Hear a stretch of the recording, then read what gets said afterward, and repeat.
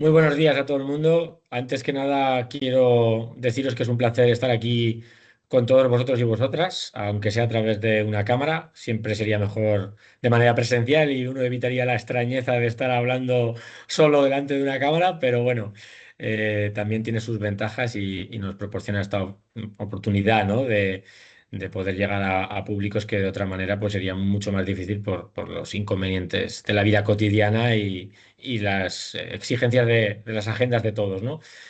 Agradecer también a mi colega Julio Prada, agradecer a la Universidad de Vigo y al Centro Asociado de la UNED en Ourense por la oportunidad de, bueno, pues presentaros aquí un tema que actualmente está muy vivo, que es el tema de los perpetradores en la guerra civil.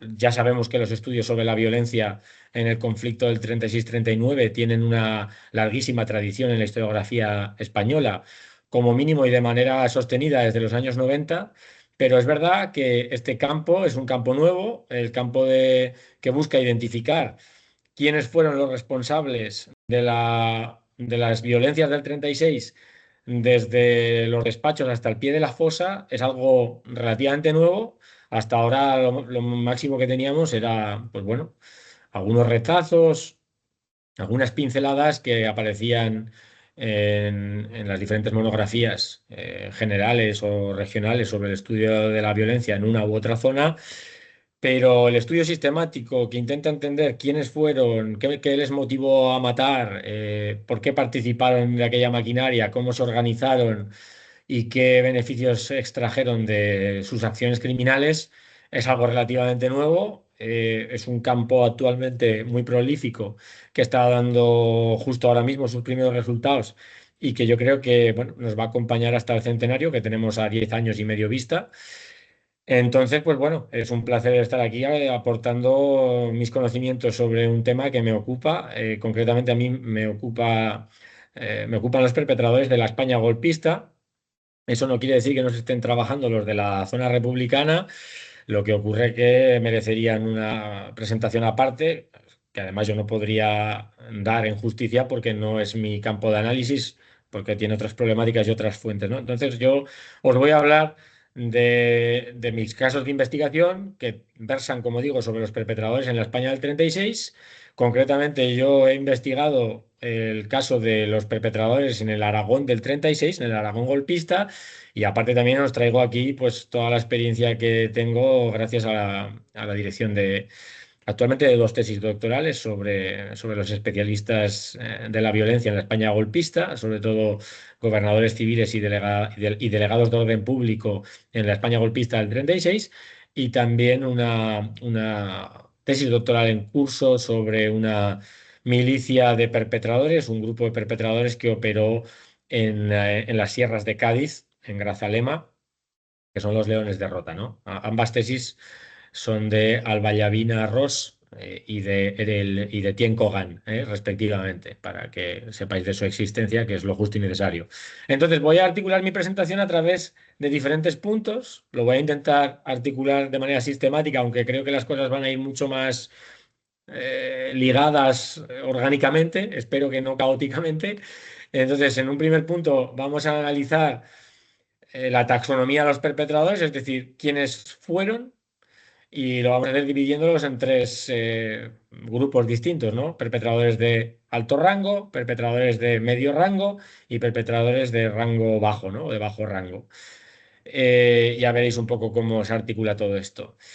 Entonces, a continuación, os hablaré un poquito de metodología. Creo que es importante que entendáis cómo llegamos a entender algo tan delicado como quiénes fueron los responsables de las violencias, cómo reconstruimos sus trayectorias y, sobre todo, también muy importante, cómo reconstruimos el ecosistema en el que actuaron, porque estos sujetos operaron dentro de entornos, bueno, complejos, maquinarias de eliminación, con una lógica jerárquica basada en el principio de obediencia debida y de subordinación propio de la institución castrense que lo dominó todo y que creó las estructuras de poder del paraestado golpista en el 36, que fue el ejército, básicamente, y la Guardia Civil, ¿no? Fueron el ejército y la Guardia Civil, las dos principales agencias del golpe cívico-militar del 36.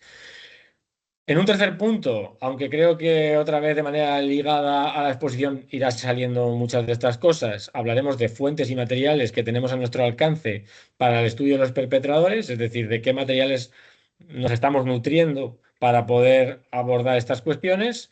Os pondré algún ejemplo concreto sin saturaros demasiado. En todo momento intentaré además que de manera ágil moverme a través del PowerPoint con toda la agilidad que me permita el formato, ¿no? Para enseñaros algunas fotografías y algún documento. Y luego, por último, hablaremos de la identidad, los problemas, las motivaciones de los perpetradores también un poquito, ¿no? La subjetividad, la agencia, las contradicciones de sus motivaciones, porque, bueno, digamos que motivaciones de tipo ideológico, idealista, podían estar perfectamente o podían ir perfectamente de la mano y ser compatibles con otras como el afán de lucro, el deseo de reconocimiento social y demás, como os podéis imaginar, ¿no? La naturaleza humana es contradictoria en toda su expresión y en ningún caso se pone más de manifiesto como en un escenario tan extremo como el de la comisión de crímenes contra la humanidad o políticas de eliminación como las que cometieron estos sujetos que vamos a analizar aquí, ¿no? Y en última instancia, espero también aportaros algunas conclusiones mínimas, aunque voy a intentar ser muy claro y sistemático de manera que incluso no hagan falta, ¿no? Bien, entonces, yendo un poco a la diapositiva madre que nos servirá para articular toda esta exposición. En primer lugar, vamos a hacer una taxonomía de los perpetradores en la cadena de mando, ¿no? De arriba a abajo. Pero antes que nada, quiero hablaros un poco de cómo funcionó la maquinaria en la que se integraron, ¿de acuerdo? Bien, los golpistas en julio del 36 dan un golpe de Estado en el que innovan relativamente poco. ¿Qué quiero decir con esto? Pues que básicamente lo que hacen es ocupar la estructura estatal preexistente, ¿vale? La estructura estatal republicana en aquellas zonas donde el golpe prospera. ¿Por qué? Pues porque la conocían a la perfección y formaban parte de ella, eran servidores públicos, en tanto que militares de carrera o guardias civiles o incluso también funcionarios de la policía, ¿no? Que también hablaremos de ellos. Conocen perfectamente las posibilidades y el potencial de esa maquinaria estatal y entonces lo que hacen básicamente es ocuparla, subvertirla o interponer a sus expertos en ella, ¿no? Por decirlo de una manera más comprensible. Pero no innovan demasiado. La única cuestión en la que innovan de manera evidente es en la radicalización de las políticas de orden público, porque ellos entienden, y esto es importante que lo tengáis presente, que lo que están haciendo es garantizar el orden público, garantizar el status quo, garantizar, digamos, pues eso, el orden social y la preservación de la propiedad privada y que todo eso está en riesgo y por lo tanto hay que tomar una serie de medidas radicales, y esto siempre entrando en la mentalidad de los golpistas, entiéndase, ¿de acuerdo? Tienen que tomar una serie de medidas radicales que son las que conducen, veremos cómo y por qué, a las políticas eliminacionistas en el cambio del mes de julio a agosto, sobre todo, que es cuando empiezan a radicalizarse estas políticas que acaban conduciendo a la comisión de masacres sistemáticas y sostenidas a lo largo de varios meses. Entonces, es aquí donde innovan, es en la radicalización de las políticas de orden público que acaban conduciendo, como os decía, a la comisión de masacres sistemáticas, de políticas de eliminación, y lo hacen a través de la multiplicación de agencias de seguridad. Es decir, el Estado tiene unas agencias securitarias clásicas que son la policía, la Guardia Civil y la Guardia de Asalto en aquel momento, ¿vale? La Guardia Civil y la policía son las más añejas, la Guardia Civil sobre todo, que viene del siglo XIX, como sabéis, es una agencia que surge en el Estado liberal, sobre todo para combatir el problema del bandolerismo, ¿no? Y crear digamos, una policía militarizada rural capaz de perseguir a los bandoleros que no dejan de ser, pues, bueno, no me quiero alargar con esta cuestión, ¿eh? En definitiva, es una policía rural, si no me iré por las ramas, perdonad. La policía, que surge a finales del 19 y que tiene un desarrollo muy lento, con muchas dificultades. Es muy difícil para el Estado español crear un cuerpo policial profesional, destinado sobre todo a trabajar en los espacios urbanos. Aquí se dividirían un poco las labores, policía y guardia civil, hasta la llegada de la República. Y eso es lo que explica que el ejército durante muchas décadas, culminando en el estado de la Restauración, continúe siendo la principal agencia encargada de la gestión del orden público en todas aquellas situaciones en las que se considere por parte de las autoridades estatales que ese orden público está en riesgo. Y pasa a ser el ejército siempre, tras la declaración del estado de guerra hasta los años 20, la agencia encargada de la gestión del orden público, tomando todas aquellas decisiones que considere necesarias para restablecerlo, ¿no? Entonces la República crea la Guardia de Asalto eh, en el año 31 también para intentar, digamos, sustituir al ejército y a la Guardia Civil en el mantenimiento del orden público en las ciudades, ¿no?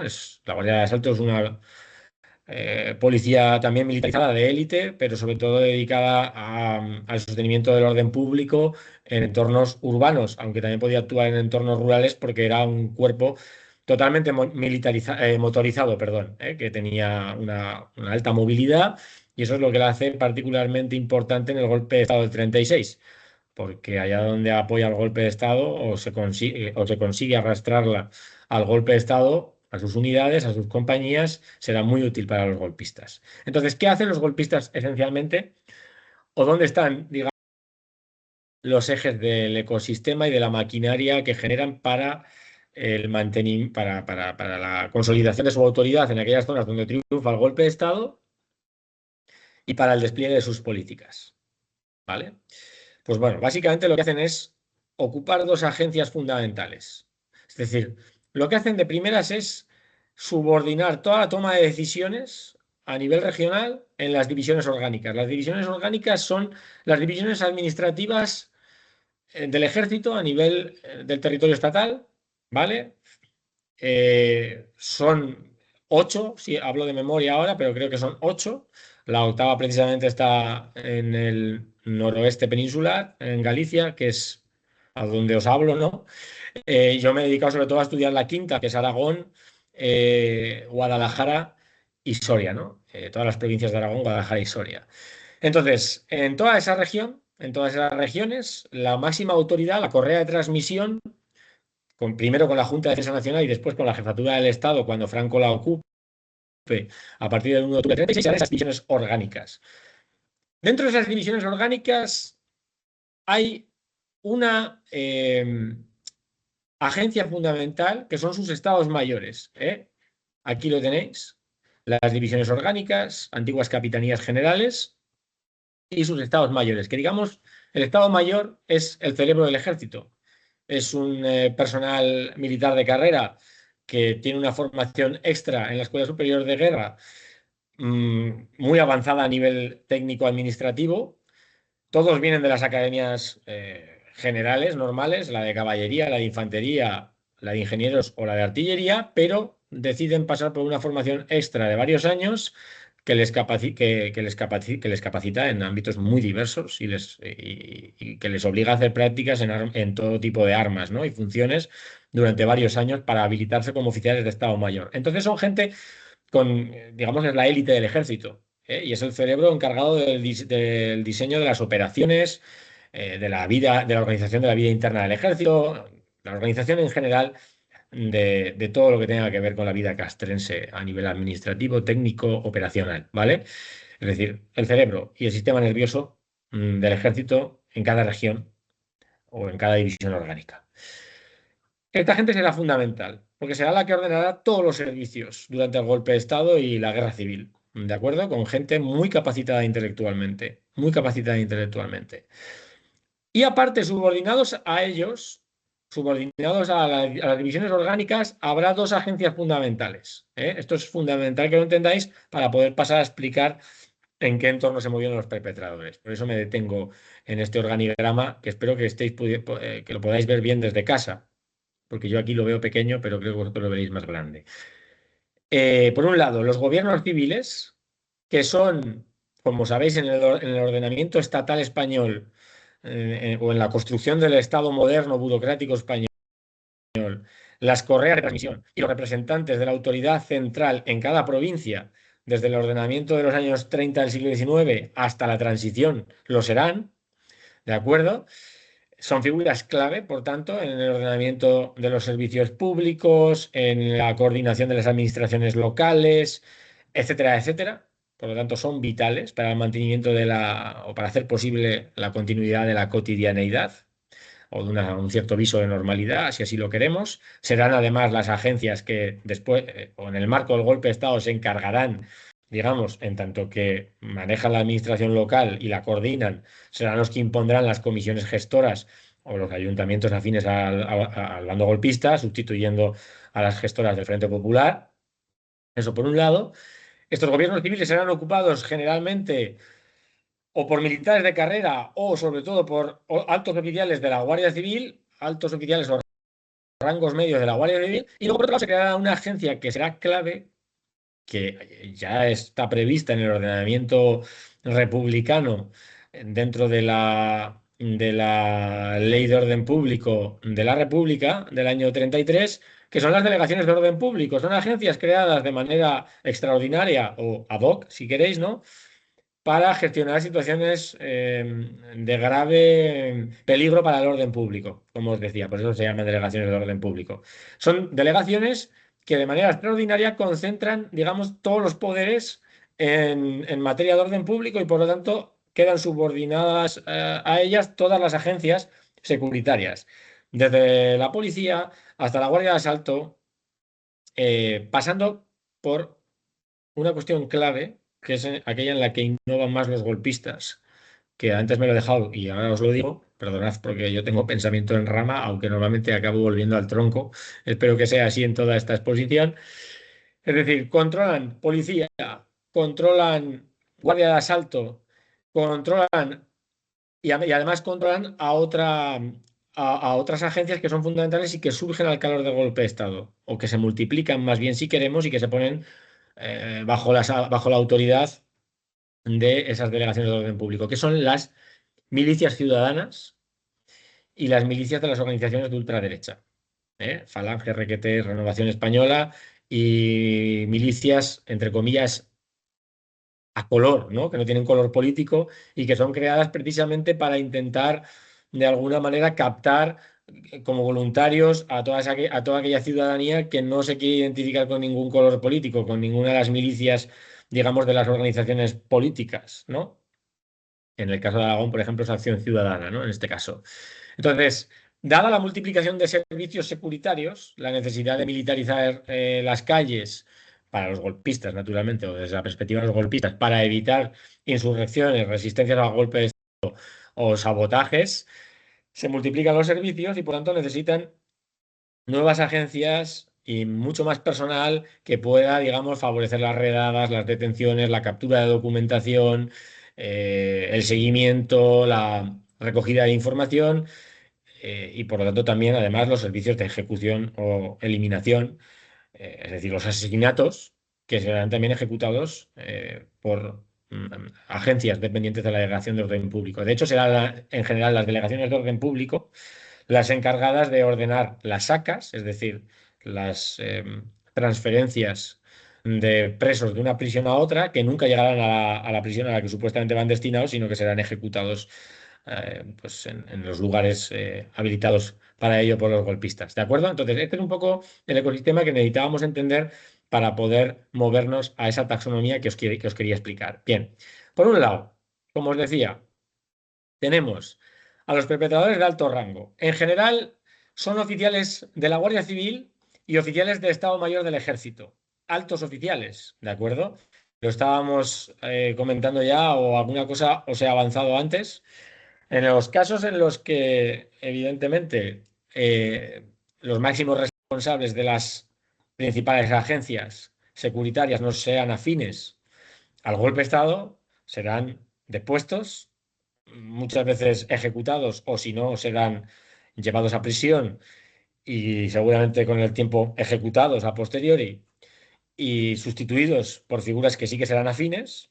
Es decir, muchas veces, en muchos casos se da esta deposición. El propio caso de Queipo de Llano, cuando se pone al frente de la segunda división orgánica en Sevilla, es un caso evidente, al más alto nivel, pero tenemos muchos otros, ¿no? Entonces, hablamos perpetradores de alto rango, pues desde los máximos responsables de las comandancias de la Guardia Civil a nivel provincial, que suelen ser siempre tenientes generales, perdón, tenientes coroneles, he dicho mal, o al mando o por encima de ellos al mando de los tercios, es decir, todo esto es el ordenamiento de la Guardia Civil, ¿no? Los tercios agrupan dos o más comandancias de la Guardia Civil y las comandancias articulan todos los servicios de la Guardia Civil a nivel provincial, ¿no? Pues bueno, al mando de los tercios hay un coronel, al mando de las comandancias hay tenientes coroneles. Y por otro lado están los jefes y, digamos, sí, los máximos responsables de los estados mayores de las divisiones orgánicas, recordadlo, los cerebros operativos de todo el entramado de poder golpista durante toda la guerra a nivel territorial, que son los jefes de Estado Mayor. El de Zaragoza es uno muy carismático, lo veremos después, que es Darío Gazapo. Ahora os pondré una foto para que lo veamos. Eh, que además tienen por debajo de ellos a subordinados, también con carreras de Estado Mayor, muy capacitados, ¿no? A nivel técnico. En general son personas que rondan los 50 años, tienen trayectorias muy contrastadas en ámbitos muy diversos, son figuras que coparon, como os he dicho ya, os he avanzado antes, los gobiernos civiles, las delegaciones de orden público creadas ex profeso para la ocasión, las jefaturas superiores de policía encargadas de coordinar los servicios policiales. En paralelo y subordinadas a las delegaciones de orden público y las propias divisiones orgánicas, ¿de acuerdo? Son personas muy bien conectadas socialmente, claro, eso es lo que permite el tener ya casi 50 años, en torno a los 50 años, un poco menos o un poco más, ya os digo, y que además vienen de trayectorias muy diferentes. A veces vienen de trayectorias de toda una vida dentro de la Guardia Civil y el Ejército, muchas veces son oficiales del Ejército que han pedido excedencias o que en el lenguaje de la época se llaman supernumerarios, ¿no? Personas que han pedido excedencias para dedicarse a los negocios particulares, a sus intereses privados, y han hecho carreras pues muy, muy importantes en el mundo de los negocios. ¿De acuerdo? Esto es muy importante porque nos pone ante una realidad que a veces ha sido muy inadvertida, aunque algunas historiadoras lo han señalado muy bien, como Aurora Arteaga en la Universidad de Santiago de Compostela, que es que hay vasos comunicantes muy estrechos entre el ejército y las patronales o el mundo del gran capital, precisamente porque mucha gente del mundo del gran capital son oficiales de Estado Mayor, como os decía, que han cogido excedencias para dedicarse al mundo de los negocios. ¿Eh? Pues, por ejemplo, para poneros un caso, que siempre es mejor para ilustrarlo, el jefe de el primer jefe de la Delegación de Orden Público de Zaragoza, es decir, el hombre encargado de diseñar los servicios de seguridad y las políticas de eliminación en primera instancia, es José Derqui. No os puedo poner foto de él porque nunca lo he visto, ¿eh? A veces tenemos suerte, a veces no. Pero bueno, José Derqui es una figura fascinante y terrible, ¿no? En cuanto a que tiene una trayectoria global, auténticamente global. En los años 20 está como administrador gerente de unas plantaciones de tabaco en Cuba, que es cuando se pide su primera excedencia, y pasa allá un par de años, pasa por Nueva York también, por diferentes temas de negocios. Vuelve otra vez a integrarse en el servicio y vuelve a salir y se convierte en el director regional del Banco Español de Crédito, lo que acabaría siendo el Banesto en su acrónimo, durante 10 años hasta el golpe de Estado. ¿Qué pasa? Que muchos de estos hombres, en Zaragoza tenemos otros ejemplos, pero no os voy a marear ahora con más casos, pero bueno, para que os hagáis una idea, pues desde gente que se dedica al sector de la construcción y de las harineras, que es un sector industrial muy importante en la España de principios del siglo XX, hasta gente que se dedica al mundo empresarial de la educación, ¿no? Al mundo de la educación privada, por decirlo así. ¿Qué pasa? Que muchos de estos oficiales de Estado Mayor que están dedicados a sus negocios en los años 30, en el quinquenio republicano, pero que al mismo tiempo tienen una vida social o una vida pública muy intensa y una militancia normalmente en sectores de la derecha contrarrevolucionaria más monárquica conservadora, sobre todo estas figuras que os acabo de hablar, como el propio José Derqui, en Renovación Española. Cuando llega el 18 de julio, están plenamente enmarcados en la tela de araña de la conspiración golpista y ya están en los cuarteles esperando la declaración del golpe antes de que se proclame el estado de guerra. Y evidentemente son activados porque, bueno, pues por su juramento de lealtad en una situación de movilización general como la que se da en el 18 de julio en adelante, pues bueno, son movilizados y por lo tanto vuelven al servicio activo, ¿no? Y lo hacen evidentemente encantados. Entonces, ese sería el primer perfil, ¿eh? Un primer perfil de oficiales de carrera que hacen toda su trayectoria en el Ejército y la Guardia Civil, que ocupan las máximas agencias de poder, divisiones orgánicas, sus estados mayores, comandancias y tercios de la Guardia Civil y sus planas mayores, que es el equivalente a los estados mayores en el Ejército, es decir, el cerebro administrativo operacional de la Guardia Civil es la plana mayor, al máximo nivel, delegaciones de orden público, jefaturas superiores de policía, ¿vale? Y gobiernos civiles.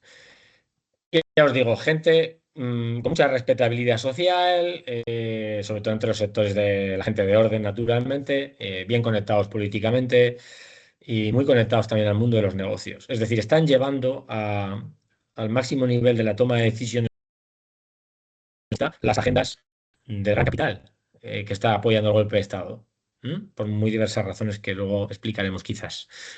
Después, para avanzar. Tenemos a los perpetradores de rango medio, ¿vale? Los perpetradores de rango medio eh, son en general oficiales intermedios de la Guardia Civil y del Ejército.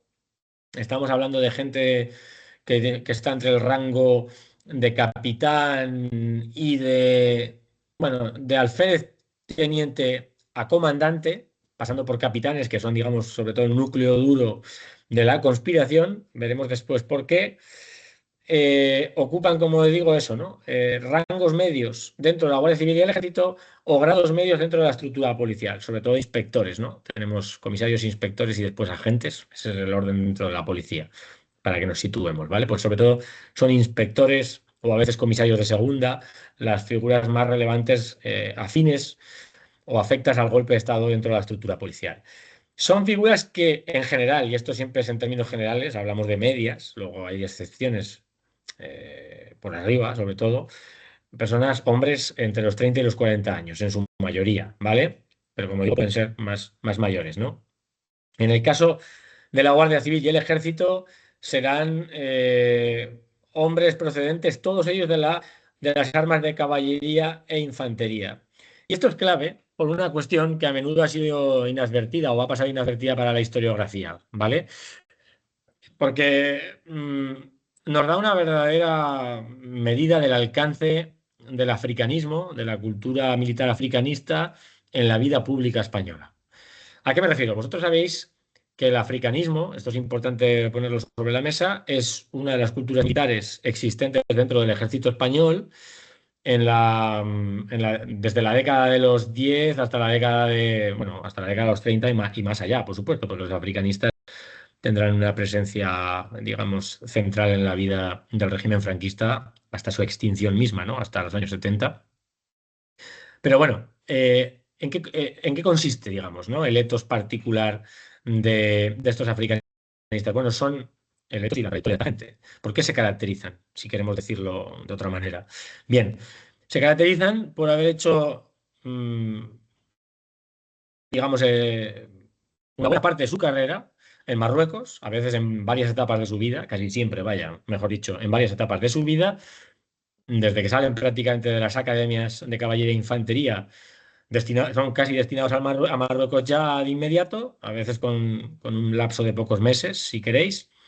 Y normalmente van destinados a unidades de choque. Las unidades de choque son las unidades, digamos, del ejército colonial, aquellas unidades digamos, de primera línea, las más destacadas, que son los diferentes grupos de regulares, las jarcas, la Mejala, que es el ejército, digamos, del Jalifa, ¿no? El ejército colonial marroquí, mandado por oficiales españoles como parte de las políticas del protectorado, y también el tercio, ¿no? Lo que acabará siendo después la Legión, como la conocemos hoy en día. Entonces, es muy importante que tengáis presente que buena parte de los oficiales de rango medio de la Guardia Civil, pero también los de alto rango, pero ahora estamos hablando de los de rango medio, es decir, aquellos que tendrán mando directo sobre el terreno, sobre puestos de la Guardia Civil y tropa de la Guardia Civil, y que serán responsables, por tanto, de la coordinación y ejecución de las políticas de eliminación por todo el territorio golpista. Hablamos de alféreces y tenientes al frente de las líneas de la Guardia Civil. Aquí lo tenéis, ¿eh? El orden jerárquico de la Guardia Civil es muy fácil, pero claro, hay que explicarlo. Están los tercios, como os he dicho antes, los tercios de la Guardia Civil. Dentro de cada tercio suele haber dos comandancias provinciales que están coordinadas por ese tercio. Quiero que entendáis bien esto porque normalmente no se explica. Perdonad que entre en estas complejidades, pero creo que vale la pena. Dentro de cada comandancia de la Guardia Civil hay entre 3 y 6 compañías que son también, digamos, divisiones territoriales dentro de la provincia. Esas compañías coordinan, pues, a veces una o dos decenas de líneas, y las líneas tienen a su mando 3 o más puestos de la Guardia Civil. Es decir, ese es, digamos, el ordenamiento orgánico capilar, tentacular de la Guardia Civil que se va extendiendo sobre el terreno, de manera, como digo, absolutamente tentacular en todo el territorio estatal. ¿Qué es importante aquí? ¿Y a dónde quiero llegar? Para que entendáis lo que os quiero transmitir, que es muy importante. Bien, lo que os quiero transmitir es que al mando de cada compañía de la Guardia Civil hay un capitán por lo general, un capitán de la Guardia Civil. Al mando de cada línea de la Guardia Civil hay o un teniente o un alférez de la Guardia Civil, que son los rangos, digamos, de oficialidad más bajos, ¿vale? Todos estos oficiales de la Guardia Civil, todos ellos, por lo general, no siempre, pero casi siempre, proceden directamente del ejército. Es decir, el duque de Ahumada, que es el fundador de la Guardia Civil, en el siglo XIX prevé que para un mejor servicio, lo ideal es que la oficialidad encargada de encuadrar a la Guardia Civil proceda del ejército, tenga formación militar. ¿De acuerdo? Entonces, ¿eso qué quiere decir? Y además esto es algo que os explico después de analizar decenas de hojas de servicios de Guardia Civiles. Se cumple, digamos, en un 90% de los casos de la oficialidad de la Guardia Civil. Quiere decir que muchos oficiales del ejército, dado el grado de saturación de las escalas, es decir, las dificultades para ascender en la jerarquía del ejército, porque ahí ya sabéis que uno de los problemas del ejército español es que hay un exceso de oficialidad y por lo tanto es muy difícil ascender. Y si es difícil ascender, es difícil conseguir aumentos salariales. Y además en el ejército español se cobraba poco, porque era difícil cobrar mucho porque había muchos oficiales, ¿eh?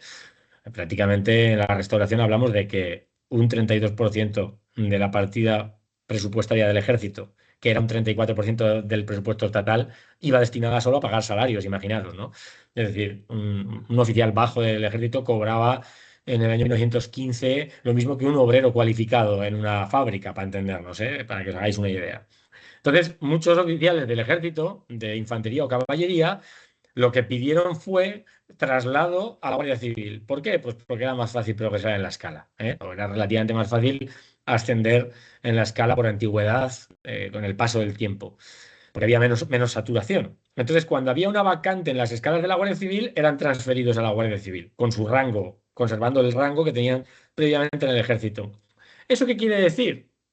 Quiere decir que estos oficiales de rango medio, capitanes, tenientes y alféreces, que acabarán destinados al mando de compañías y líneas de la Guardia Civil extendida por todo el territorio estatal, de manera capilar, repito, llegan con un etos muy caracterizado, que es el etos africanista. ¿Qué presupone el etos africanista? Bueno, una apuesta muy clara por la violencia en la gestión digamos, de cualquier tipo de reto securitario, porque aquello que caracteriza el etos africanista, forjado en contacto con esas unidades de choque, que son las encargadas de llevar el peso de la guerra en las campañas de Marruecos, es primar la temeridad y la voluntad por encima de la prudencia, y la mesura y el cálculo racional en la gestión, digamos, pues de las amenazas militares, y eso será trasladado a la gestión del orden público con consecuencias fatales.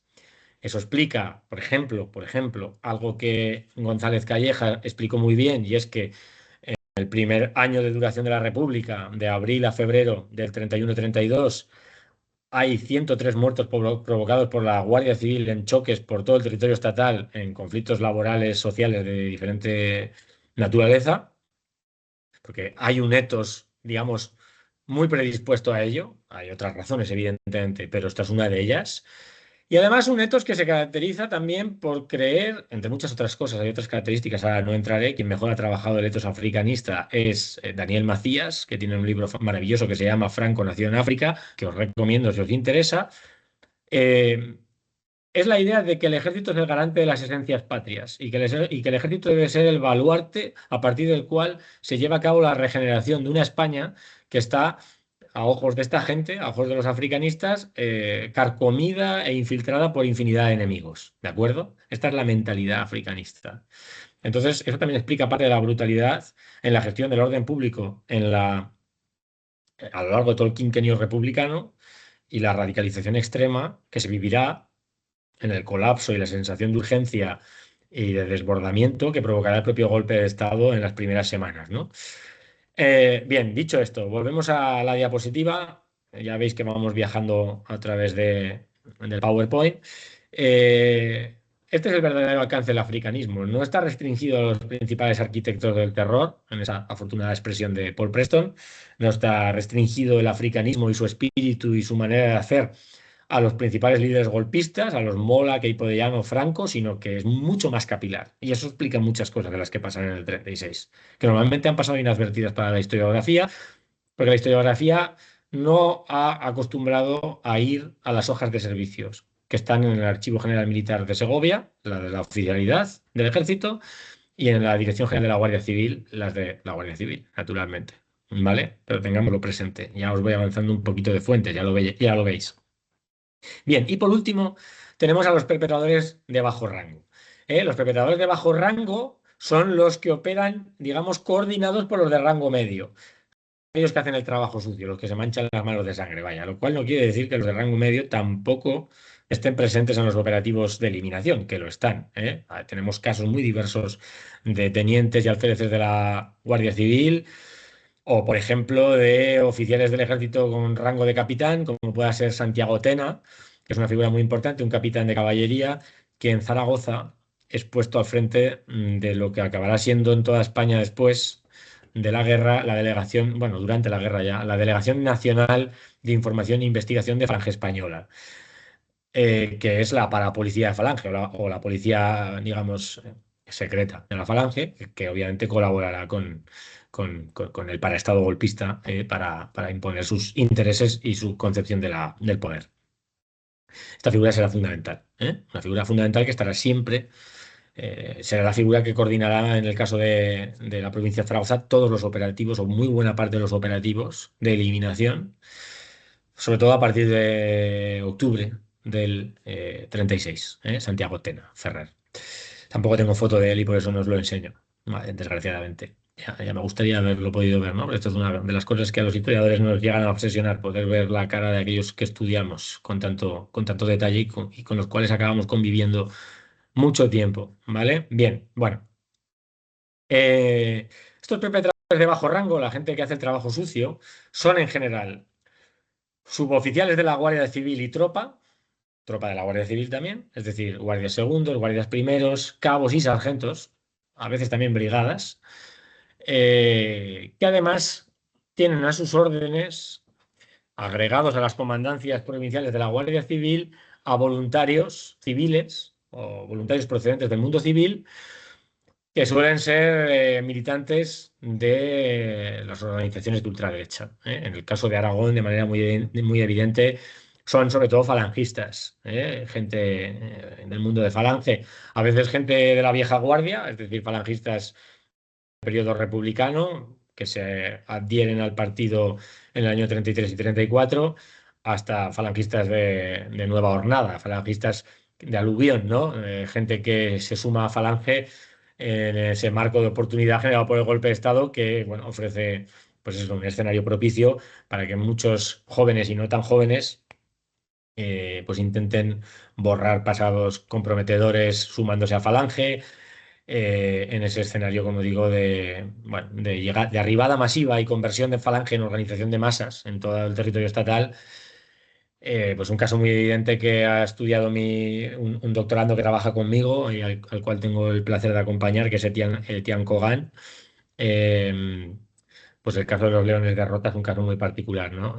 Donde muchos antiguos militantes izquierdistas protagonizan casos de transfugismo pasándose a organizaciones de ultraderecha, en este caso a las milicias de Falange, y acaban participando de lleno en la maquinaria de eliminación, ¿no? Dramáticamente en este caso, porque es absolutamente terrible, ¿no? En este caso hablamos en general de hombres entre los 20 y los 35 años, sobre todo entre los 20 y los 30, ¿eh? Ese sería el polo central. Lo que pasa es que lo extiendo hasta los 35 porque, bueno, en el caso de los Leones de Rota que trabaja Kogan, como os explicaba antes, la media está en los 33 años, ¿no? Curiosamente. En mis casos, en Aragón, estos perpetradores de bajo rango están muy claramente entre los 20 y los 30 años. Muy pocas veces se mueven por encima y por debajo. Pero hay casos de chavales, casi podríamos decir niños, de 18 años, incluso de 16 hemos llegado a ver un caso que ahora no puedo compartir por una cuestión de confidencialidad, porque bueno, tiene que ver con una asesoría de un documental cinematográfico que estoy asesorando como documentalista, centrado en el caso en el caso de Córdoba, el jefe de una centuria de Falange que tiene 16 años, ¿no? Un caso absolutamente terrorífico, terrible, pero de un perpetrador muy destacado, en la sierra de Córdoba. Bien, entonces, como os digo, eso es, ¿no? Entre 20 y 35 años, de un origen social por lo general muy humilde, muy, muy humilde, ¿eh? Es decir, gente que viene de las clases populares más bajas, las clases populares más bajas. A veces son gente desclasada, que diríamos en términos marxistas, es decir, lo que se considera obreros no especializados que no se identifican con la clase que les toca y que buscan participar de las redes clientelares del poder, de las redes de las fuerzas vivas locales en cada caso, poniéndose a esa sombra, pues esperan obviamente conseguir trabajo, conseguir ascenso y reconocimiento social, etcétera, ¿no? Que es lo que mueve a muchos de estos perpetradores, de bajo rango, la búsqueda de reconocimiento social, de ascenso social, de trabajo, de posibilidades para prosperar en la vida, viniendo de muy, muy, muy abajo. La trayectoria de muchos de ellos es muy larga a nivel vital. En Aragón he podido trabajar a un buen número, sobre todo en el caso de Teruel, que es de donde yo soy originario. Pues bueno, muchos de ellos acaban algunos de ellos, mejor dicho, acaban como funcionarios municipales, pues por ejemplo en los servicios de carnización o de mataderos, lo que son controles veterinarios, por ejemplo, y este tipo de cosas, durante toda su vida, que en muchos casos, como digo, es muy larga, hasta los años 80 y 90, pues nos los cruzábamos en nuestras calles sin saberlo. Nosotros no lo sabíamos, los jóvenes, ¿no? Los más mayores sí que lo sabían perfectamente quiénes eran, lo cual también nos habla de que la convivencia con esa violencia con esos perpetradores fue muy larga y llena también de paradojas, porque no se movieron en general de sus comunidades locales, donde actuaron y mataron. Otros acabaron siendo contratistas de obras públicas, etcétera, ¿no? También tenemos casos en los que no son de origen tan humilde, aunque son excepciones, donde jóvenes procedentes de las clases medias y de la respetabilidad local, de esos sectores respetables a nivel local, pues hijos de familias de la respetabilidad burguesa, ¿no? Clásica, que se suman a esas milicias y que participan como agregados a las comandancias en las ejecuciones, en los asesinatos, ¿no? Tenemos casos, en el caso de Teruel, pues al hijo de los administradores, de los gerentes de la administración número uno de tabacos en Teruel, el estanquero que se llamaba, por eso tenía ese mote, que era un chaval de 18 años, ¿no? En el momento en el que se suma a las cuadrillas de pistoleros o de fusileros, que era como se les llamaba allí.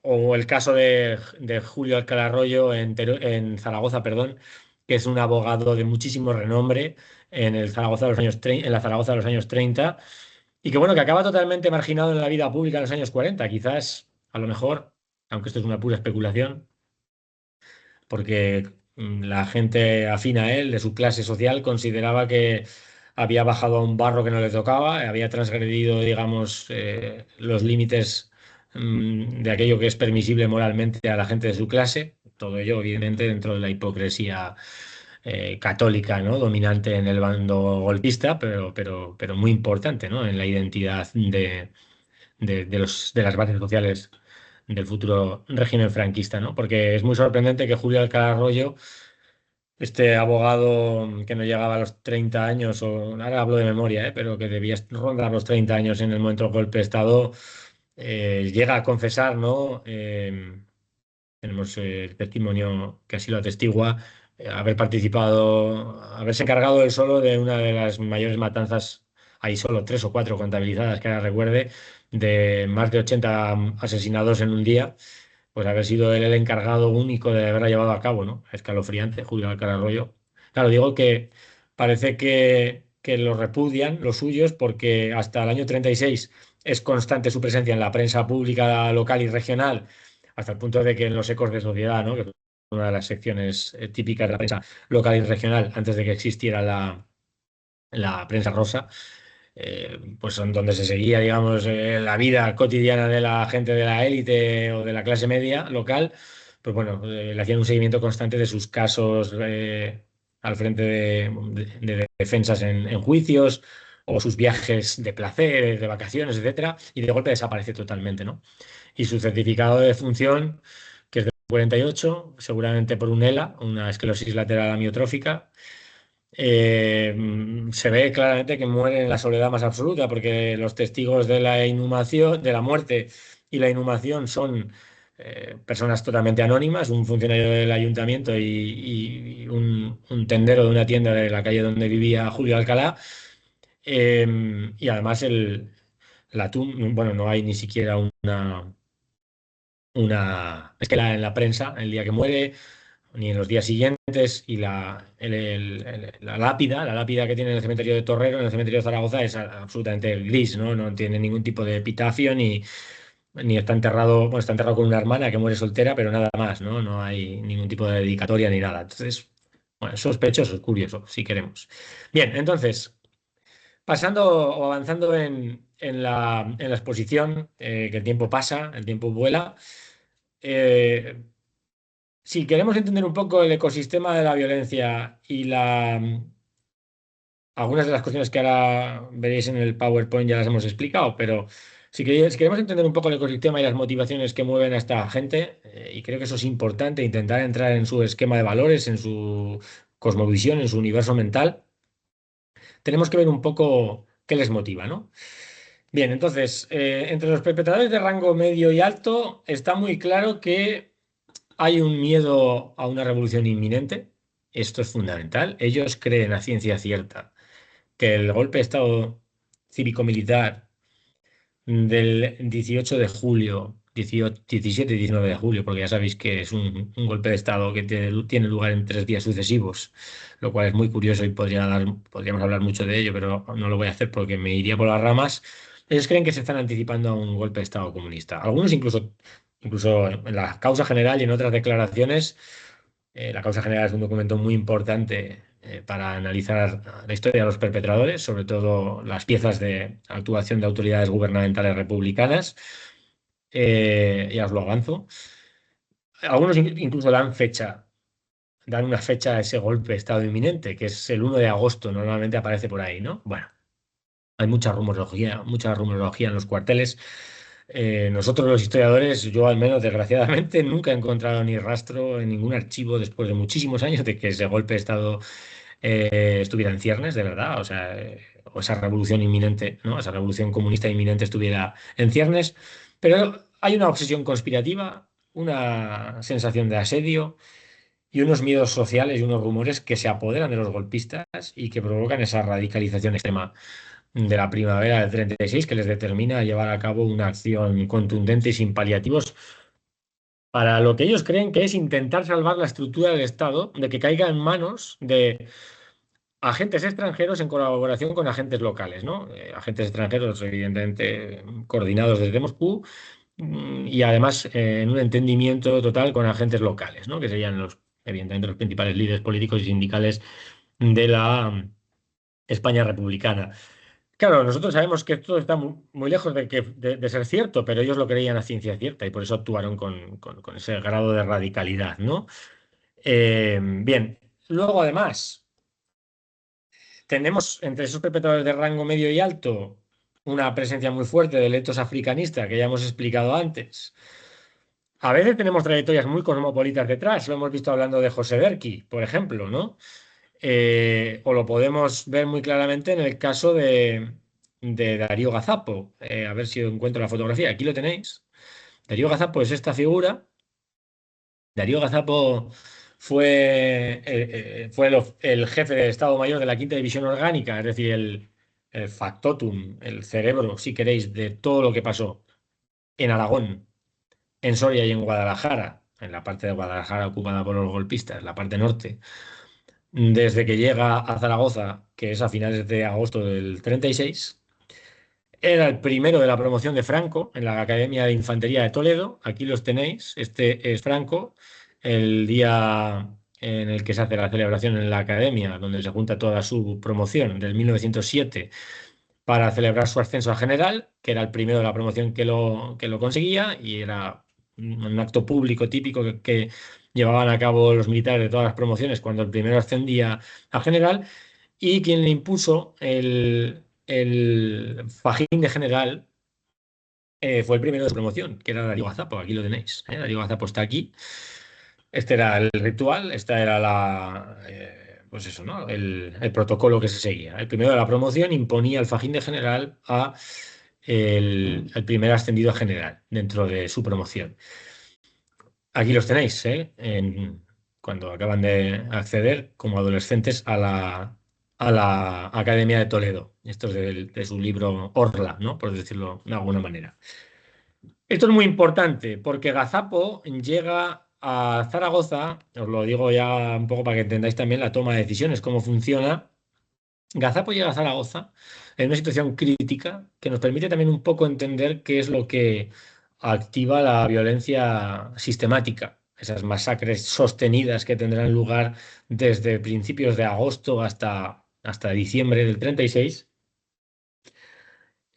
con toda ocultación posible. Gazapo llega a Zaragoza porque los máximos responsables de la Quinta División Orgánica, a mediados de agosto, sienten que la resistencia golpista en Aragón está a punto de colapsar. Y si tal cosa hubiera pasado, que no, en realidad nosotros en retrospectiva lo sabemos, ellos no, que en realidad era muy difícil que ocurriera, que las milicias catalanas que estaban empujando desde el este, desde Levante, para intentar llegar a las capitales provinciales de Aragón, pudieran de verdad conquistar esas capitales. Era muy difícil por la capacidad táctica y los conocimientos militares que tenían esas milicias, era muy difícil que fuera así. Pero los militares al frente de la Quinta División Orgánica en Aragón tenían miedo de dos cosas. Uno, bueno, en realidad tenían miedo de una cosa que era toda una, ¿no? Que ese empuje desde Levante de las milicias catalanas y valencianas que están empujando desde allí para llegar a las capitales pudiera conjugarse con una insurrección general desde dentro de las principales ciudades y capitales comarcales de Aragón que hiciera colapsar desde dentro la propia resistencia golpista, que en realidad sí que estaba muy comprometida.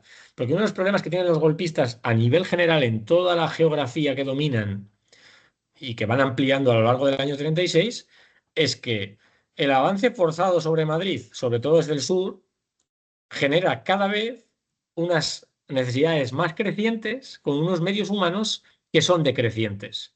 Eso es lo que explica, por ejemplo, el primer decreto de movilización de quintas del 6 de agosto del 36.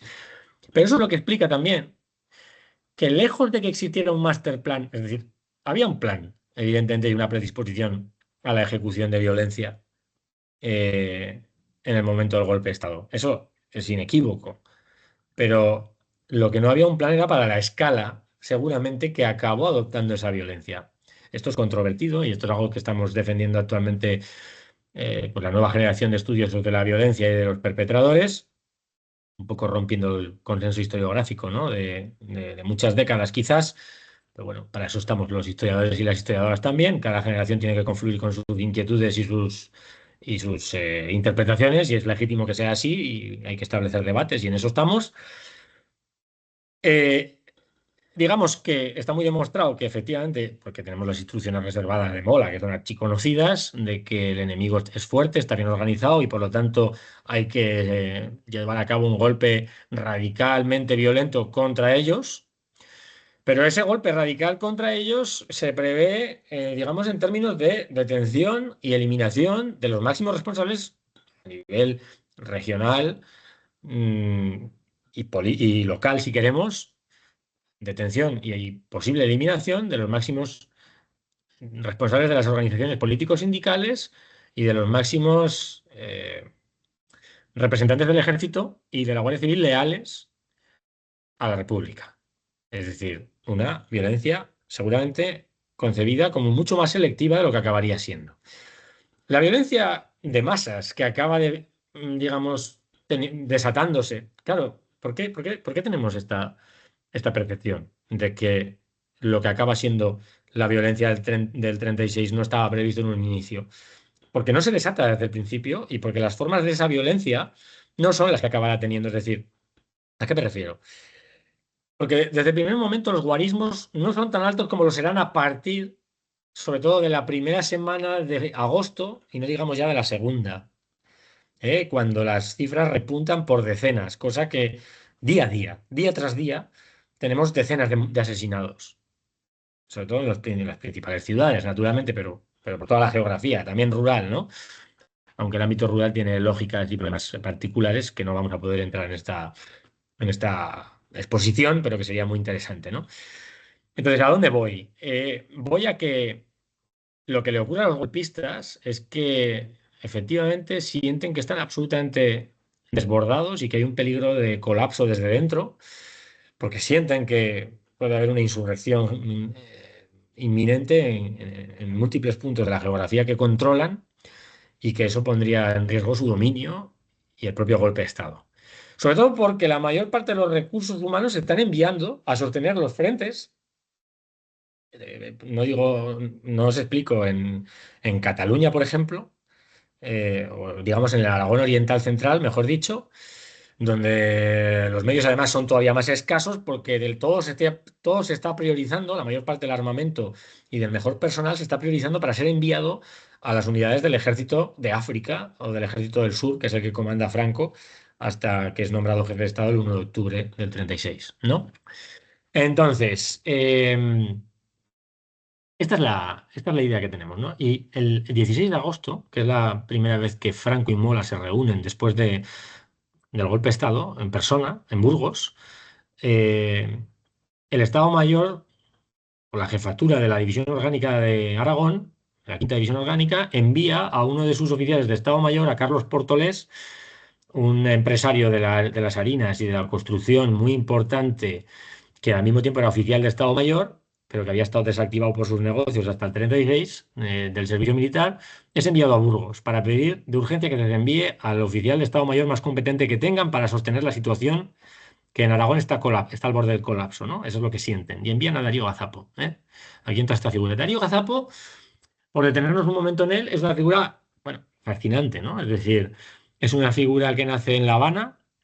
Su padre es parte del cuerpo administrativo del ejército, del cuerpo, digamos, de oficiales administrativos. No, no son oficiales militares de carrera, por así decirlo, pero tienen un rango equivalente, por decirlo así. Su padre llega a ser, Juan Valdés, llega a ser, digamos, comisario del ejército, que es el rango más alto, ¿no? Equivalente a general dentro de los administradores, los que se encargaban del control de cuentas, de los asuntos legales, de todo el tema administrativo, vaya, en definitiva, ¿no?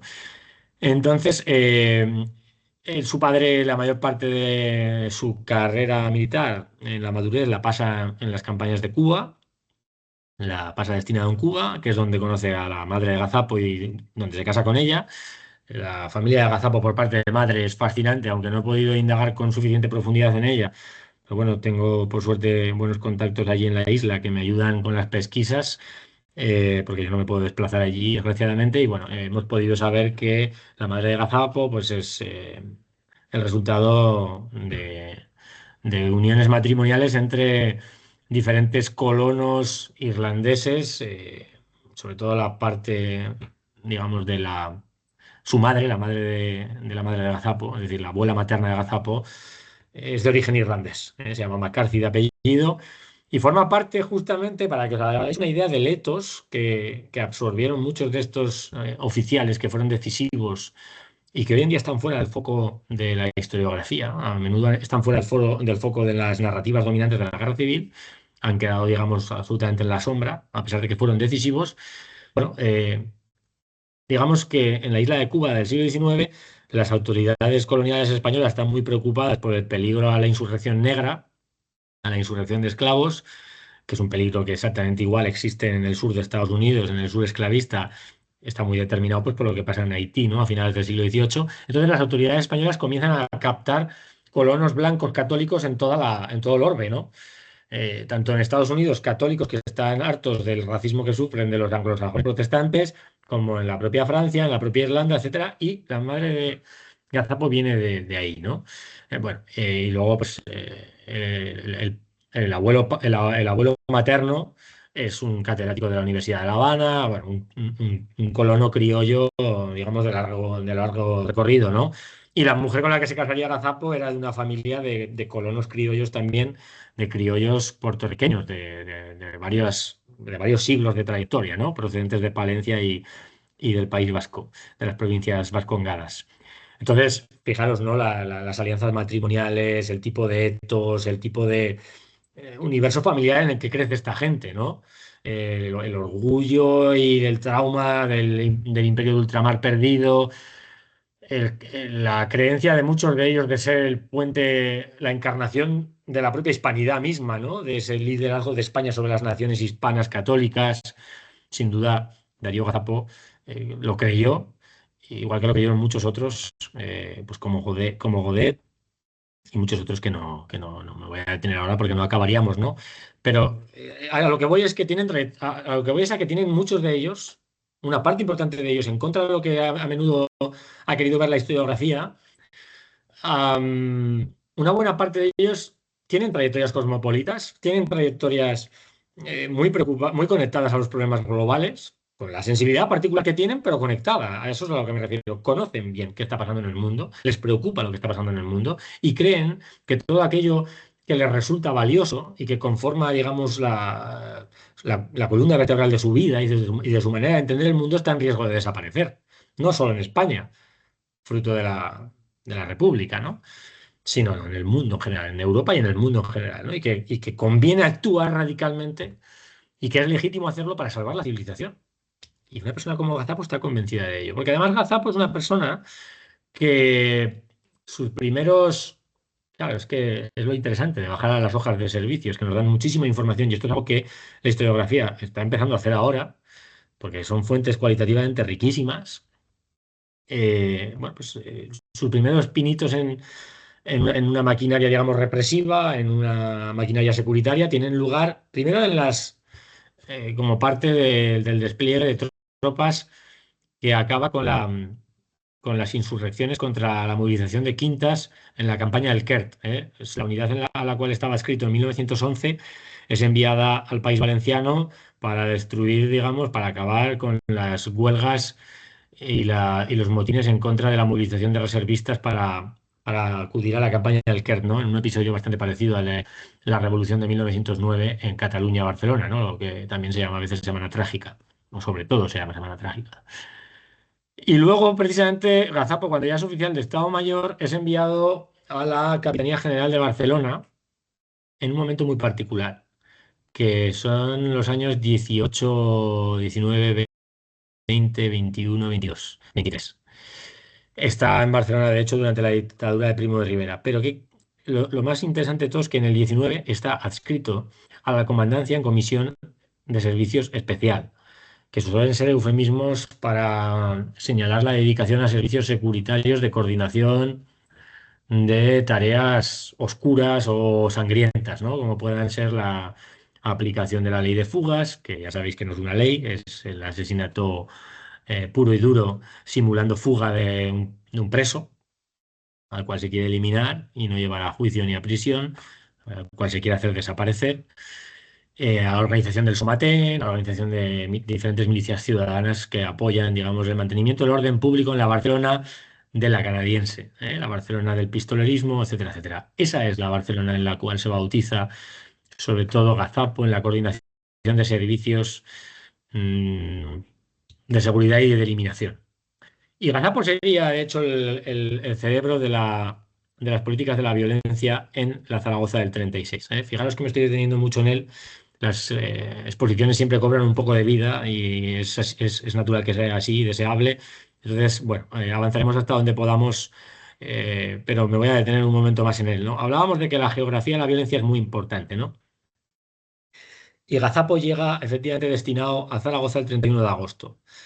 Sabemos que Gazapo es fundamental en las políticas de eliminación porque aparte de ser el oficial de Estado Mayor y de ser el cerebro de todos los operativos y la organización de servicios militares en las zonas de operaciones de la Quinta División Orgánica, sobre todo concretamente en el frente de Sigüenza, Guadalajara y en todo el frente de Aragón, es el encargado también de las políticas de seguridad. Está muy encima de las políticas de seguridad, ¿de acuerdo? Y las coordina. ¿Y por qué lo sabemos? Por la lógica situacional. Porque Gazapo está haciendo gira por todo el territorio aragonés. No solo está en Zaragoza, sino que se mueve para ver qué está pasando por todo el frente bajo su responsabilidad. Y siempre que va y vuelve a Zaragoza, allá por donde pasa o cuando vuelve a Zaragoza, las cifras de violencia siempre aumentan o siempre hay cambios. Y eso denota es la lógica situacional. Metodológicamente aplicamos una metodología propia de los estudios del Holocausto, que lo que prefiguran es que cuando hay movimientos de altos jerarcas o de coordinadores importantes de servicios de eliminación, siempre pasan cosas. Y eso es lo que detectamos ahora mismo en la guerra civil.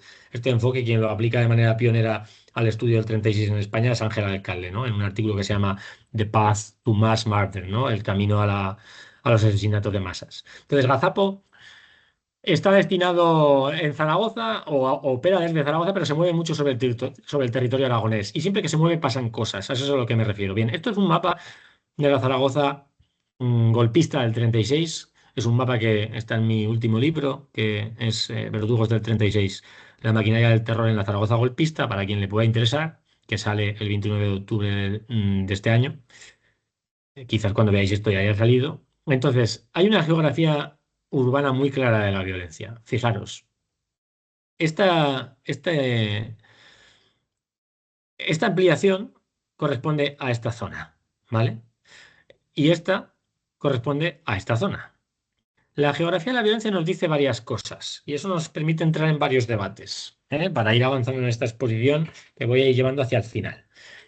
Bien, uno de esos debates es el de los incontrolados, el de si hay incontrolados o no en la violencia golpista, es decir, si hay gente que actúa al margen de la autoridad o no.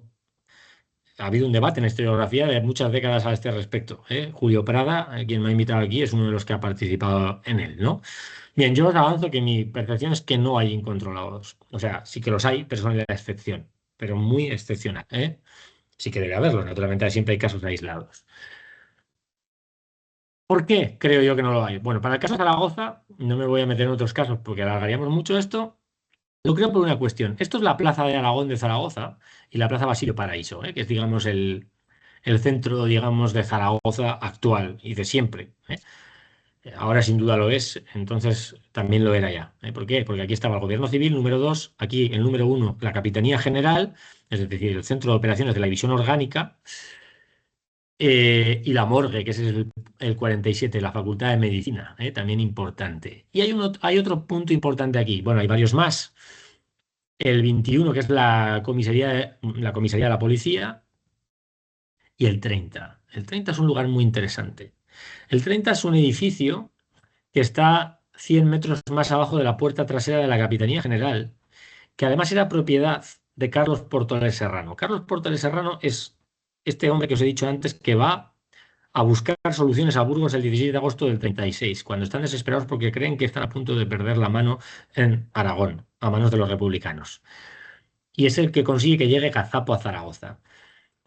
Carlos Portolés, siendo que ese edificio es de la propiedad de su familia, seguramente lo cede, porque lo cede de buen gusto además, y de manera concertada con las autoridades de las que él mismo forma parte, de la toma de decisiones de la que él mismo forma parte en la Zaragoza golpista, en ese edificio de su familia se establece el primer, digamos, centro de la Policía Secreta de Falange, o del servicio, o del primitivo Servicio de Información e Investigación de Falange, que será uno de los principales, o uno de los primeros, mejor dicho, el primero, en realidad, centro de interrogatorios y torturas que se establecerá en la Zaragoza golpista, desde los primeros compases del golpe de Estado.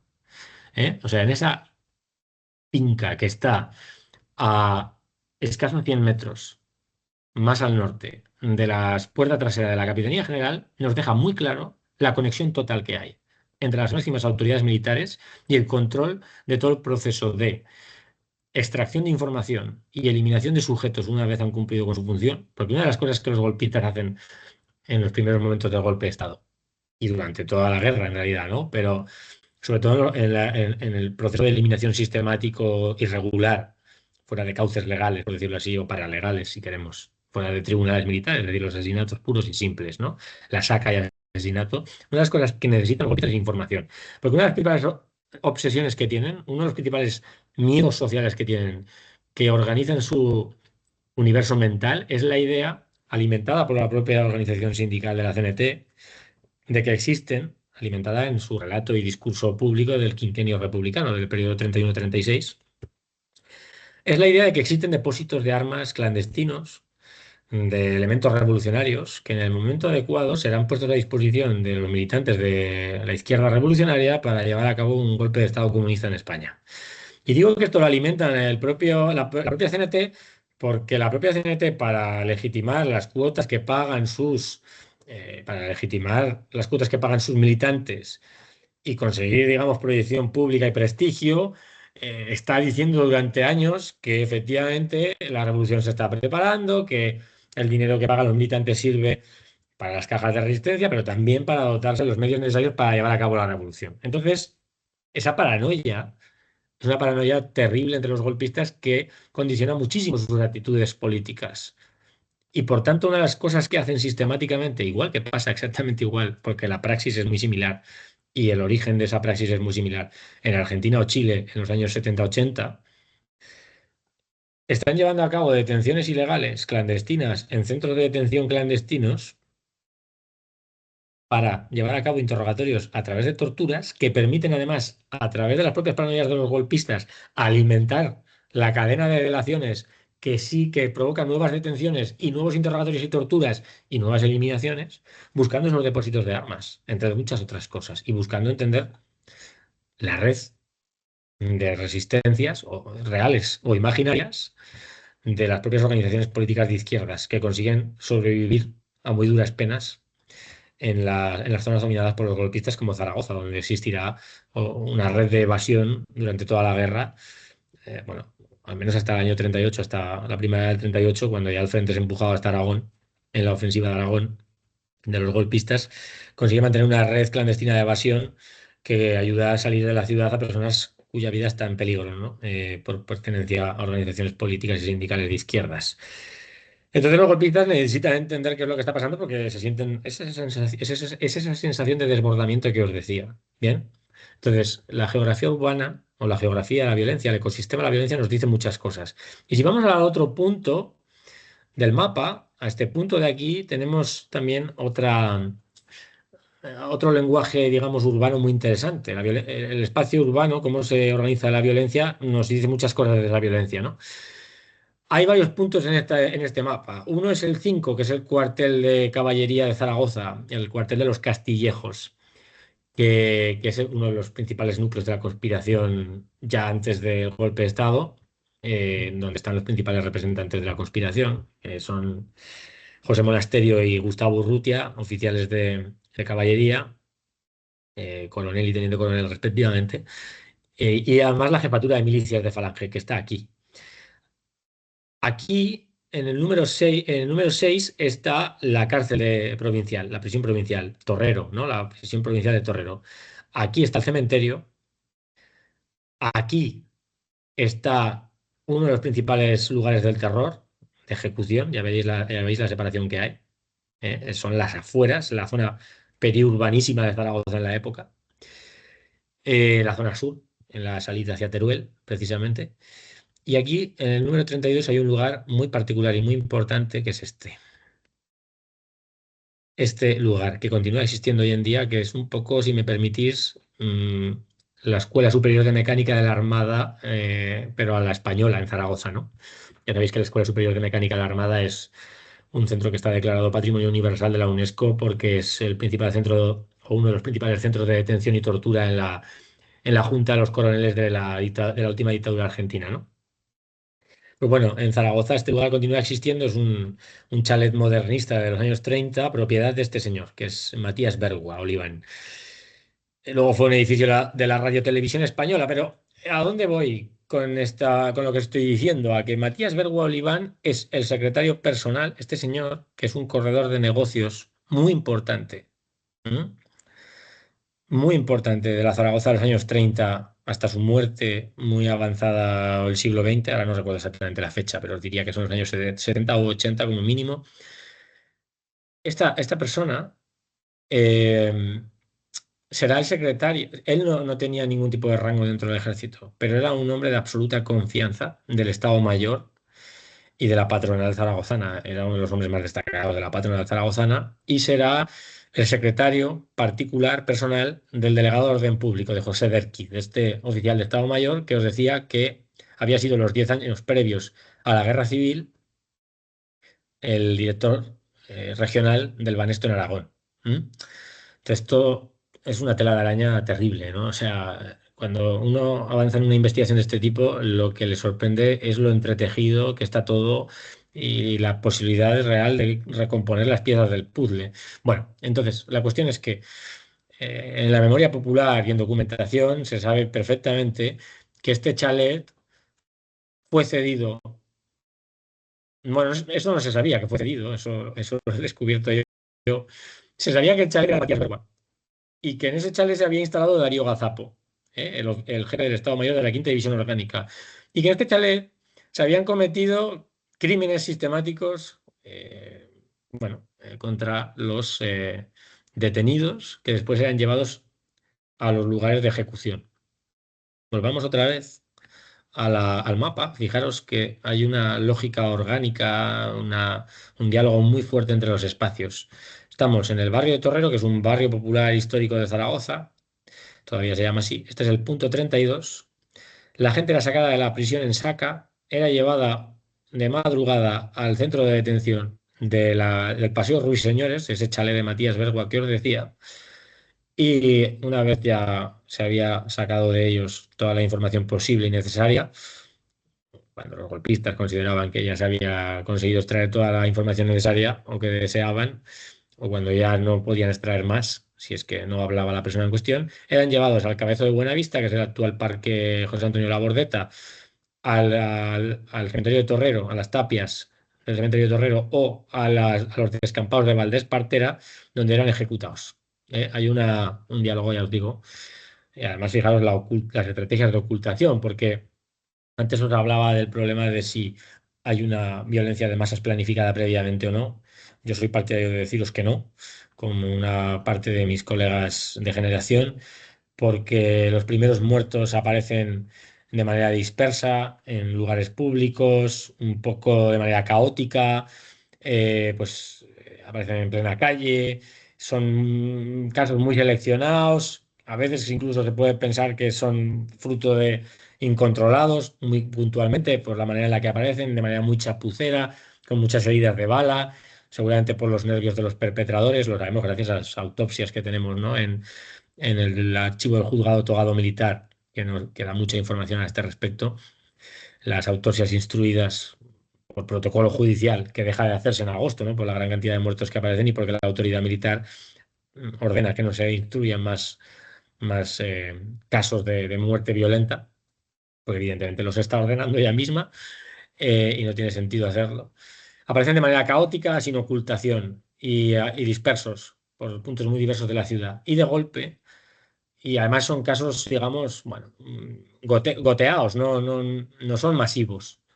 Pero a partir del 9 de agosto, de manera muy clara en Zaragoza, comienzan a ordenarse esos servicios de manera oculta y sistemática en determinados lugares, que son sobre todo en esos primeros instantes, eso lo sabemos gracias al testimonio del padre Gumersindo de Estella, un capuchino, un fraile capuchino que llega a Zaragoza y se convierte en el capellán de la prisión provincial, que explicaba precisamente que el encargado de, explicó en su diario estremecedor, que el encargado de ordenar las ejecuciones era el delegado de orden público y que siempre pasaban por los depósitos de agua de Casablanca, donde bueno, recibían la extrema unción de un personal religioso que estaba instalado en una instalación religiosa aquí, antes de ser llevados a eliminar a las explanadas de Valdespartera, ¿no?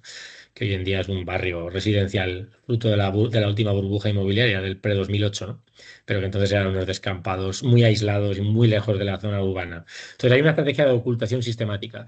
¿Por qué es a partir del 9 de agosto que comienzan a crecer exponencialmente los asesinatos? Pues bueno, por una cuestión que el primero que ha llamado la atención sobre ellos, Ángel Alcalde, y que articula nuestros análisis historiográficos en el estudio de los perpetradores y de la violencia actualmente, que es esa lógica situacional que os decía. Ángel Alcalde, en su pionero artículo, lo que planteaba es que era importante analizar qué pasaba cuando un alto jerarca golpista giraba por el territorio golpista. Porque gente como Mola, Franco o Millán Astray, por poner tres casos importantes, están moviéndose constantemente sobre el territorio que controlan, ¿eh? Y cuando se mueven pasan cosas. Y Mola viaja a Zaragoza el 9 de agosto. Y a partir del 9 de agosto en Zaragoza repuntan las cifras de la violencia hasta varias decenas cada día. Y ya de manera sostenida hasta el final de la guerra.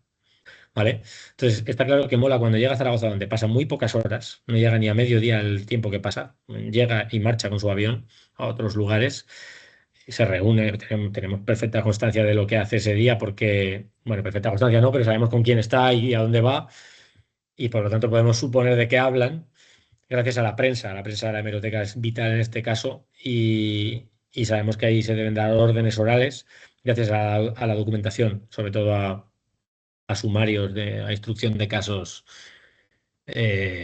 por parte de tribunales militares. Tenemos mucha información dispersa. Para llegar a toda esta información hay que picar mucha piedra y mover mucho papel.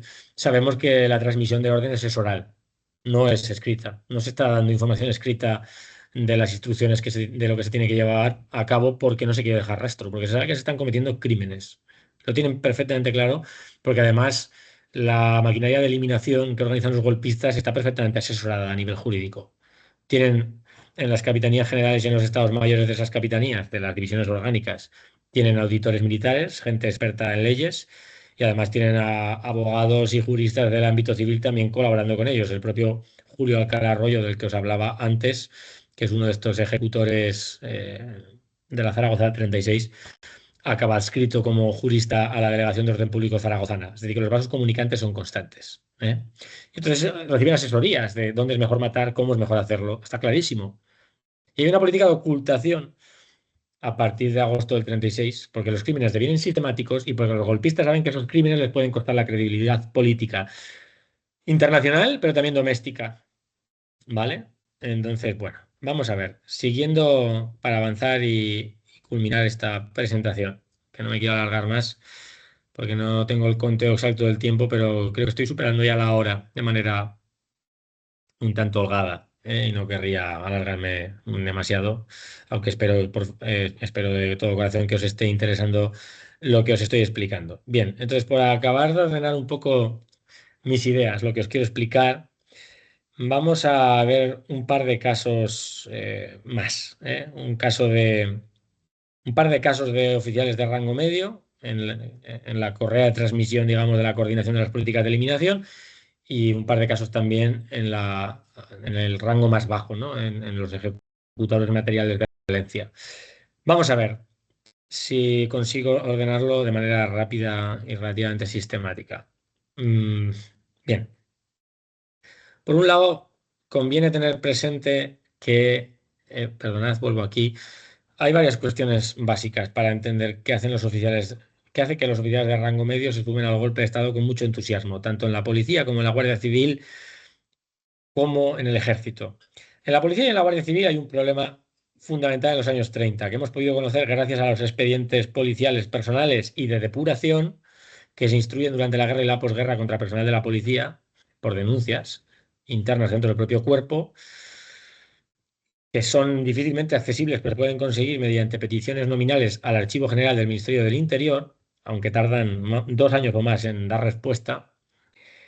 Sabemos que en la policía y también en la Guardia Civil hay un desgaste muy fuerte, fruto del marco normativo legal de ampliación de libertades democráticas, fruto de la proclamación de la Segunda República y de la aprobación de la Constitución del 31. Hay un desbordamiento muy fuerte por el aumento notable de la conflictividad, que también es el resultado naturalmente de la Gran Depresión y de muchas otras cuestiones, ¿no? Es decir, dentro de las propias comisarías de vigilancia e investigación, que es como se llama la policía en la época, y de los cuarteles de la Guardia Civil hay mucha tensión y hay mucho agotamiento. Digamos que la gente está, lo que decimos ahora, burn out, ¿no? Está quemada. Está quemadísima y eso provoca conflictos internos dentro del cuerpo por enfoques distintos en la manera en la cual se tiene que gestionar los retos al orden público, porque las plantillas están muy divididas, en la policía de manera más apreciable que en la Guardia Civil, donde hay más homogeneidad de criterio, pero en la policía sí que hay sectores más progresistas, más demócratas, más que en la Guardia Civil, donde hay más uniformidad, las cosas como son. Eh, y como os digo, ¿no? La gente que está en servicios de cara al público, por decirlo así, o sea, la gente que está en la calle, pisando la calle, la gente que está en la brigada política, en la brigada social, dentro de la policía, o la gente que está en los cuarteles en lugares de alta conflictividad, pues como pueda ser Aragón, la comarca de Cinco Villas, que es una comarca cerealista fronteriza con Navarra, muy particularmente bueno, pues, conflictiva en el quinquenio republicano. De hecho, es la única zona de Aragón que participa en los hechos de octubre del 34. Están muy quemados. Están muy quemados y acogen con mucho gusto el golpe de Estado pues, porque se sienten muy expuestos ante la multiplicación de servicios y creen que hay que llevar a cabo una resolución radical de los problemas laborales y sociales y políticos que atraviesa el país y que esa solución pasa por tener impunidad pues, para resolver esas cuestiones de la manera más radical posible. Porque uno de los problemas, digamos que más encabronan, si me permitís la expresión, no me ha salido de otra manera, al personal, digamos, securitario, es sentirse expuestos también a nivel jurídico y legal, de que se les pueda instruir un caso de depuración por exceso por abuso de poder o exceso de brutalidad. ¿No? Y entonces, el golpe de Estado del 36 abre un marco de impunidad que para muchos es recibido con los brazos abiertos. ¿Eh? Un caso muy evidente, aquí lo tenemos eh, con Eduardo Félez del Hierro. Eduardo Félez del Hierro, este señor que veis aquí, es un inspector de la policía, experto en asuntos políticos sociales, al mando de policías que están destinados constantemente a la calle, a la infiltración de chivatos, a la recogida de información, a la detención de sujetos sospechosos en casos de todo tipo de movilización política social o de criminalidad común, si queréis. Pues Eduardo Félez del Hierro es un inspector de la policía, como os digo, es un rango medio dentro de la escala de la policía, que es, digamos, eh, trasladado forzoso, es decir, trasladado por orden gubernativa después de las elecciones de febrero del 36 a Teruel, es decir, como castigo lo envían a Teruel.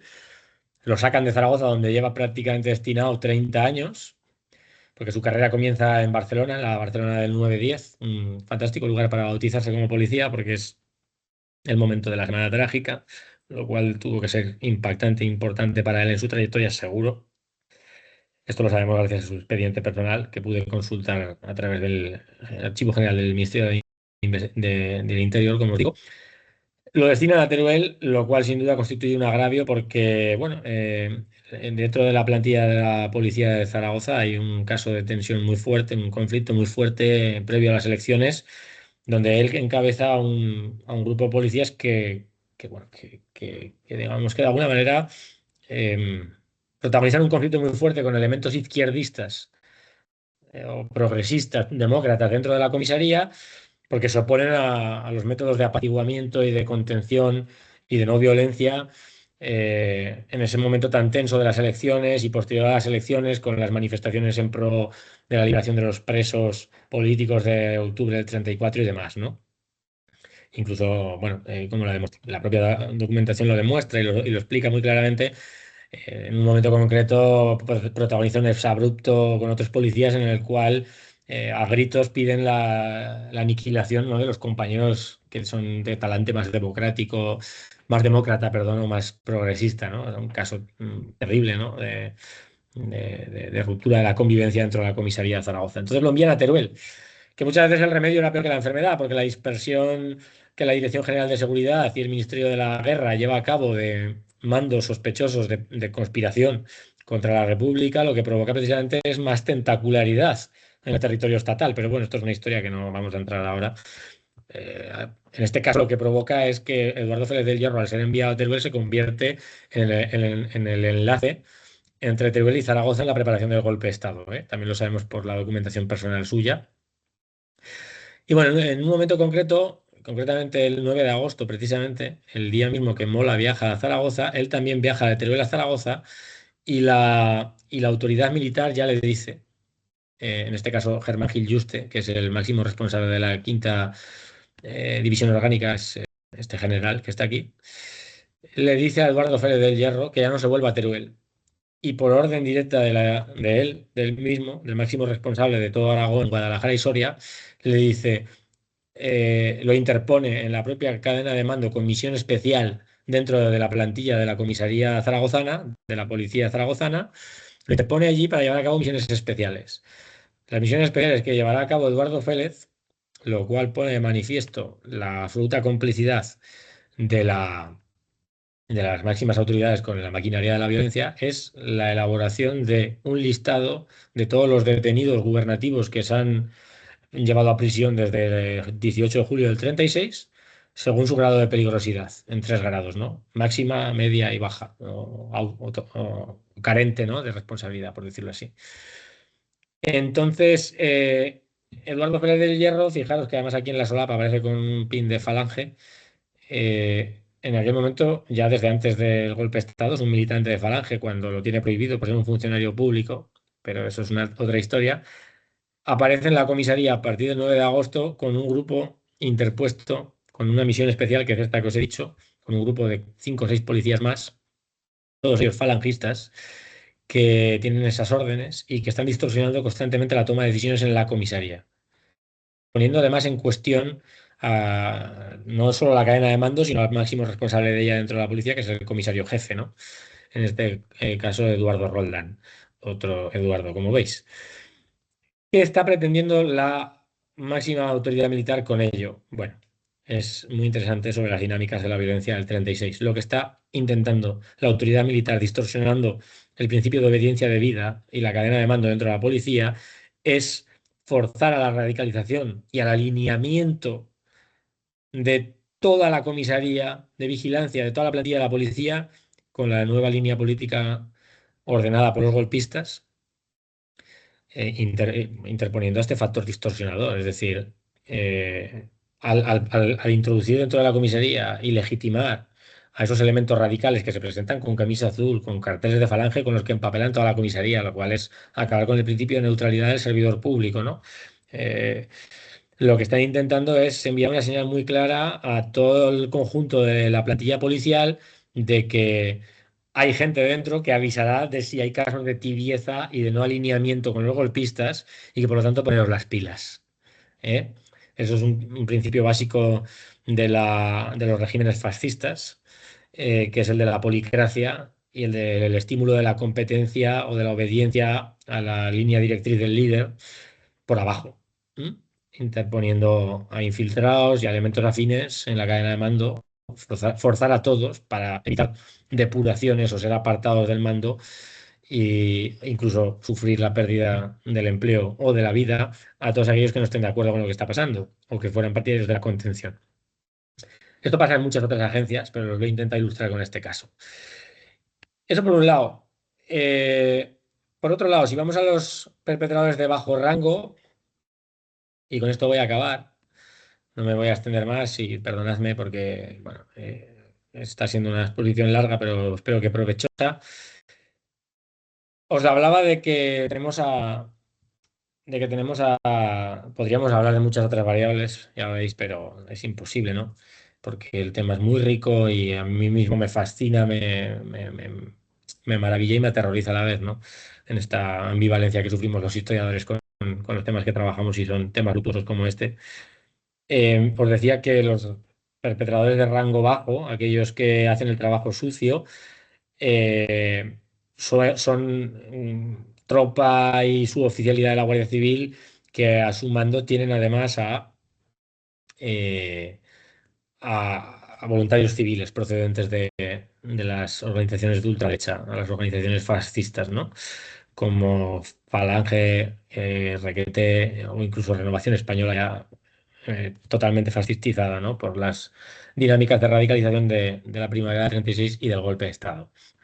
Entonces, aquí tenemos al caso de uno de los perpetradores, guardia segundo en Teruel, Álvaro Márquez Blesa. Lo tenemos tanto en una foto de los años 20, muy joven, como en una foto del año 38 en el balneario de Alhama de Aragón, después de conseguir huir in extremis del asedio de Teruel por los republicanos en enero del 38. Si lo hubieran cogido, seguramente no hubiera vivido para contarlo, porque muchos, bueno, muchos no, pero algunos perpetradores que los republicanos capturan en la batalla de Teruel en los dos últimos bastiones de resistencia. Y por eso por eso puedo saber tantas cosas de lo que pasa en Teruel, porque muchos de ellos son juzgados, procesados y a veces eliminados por las autoridades republicanas a lo largo del 38.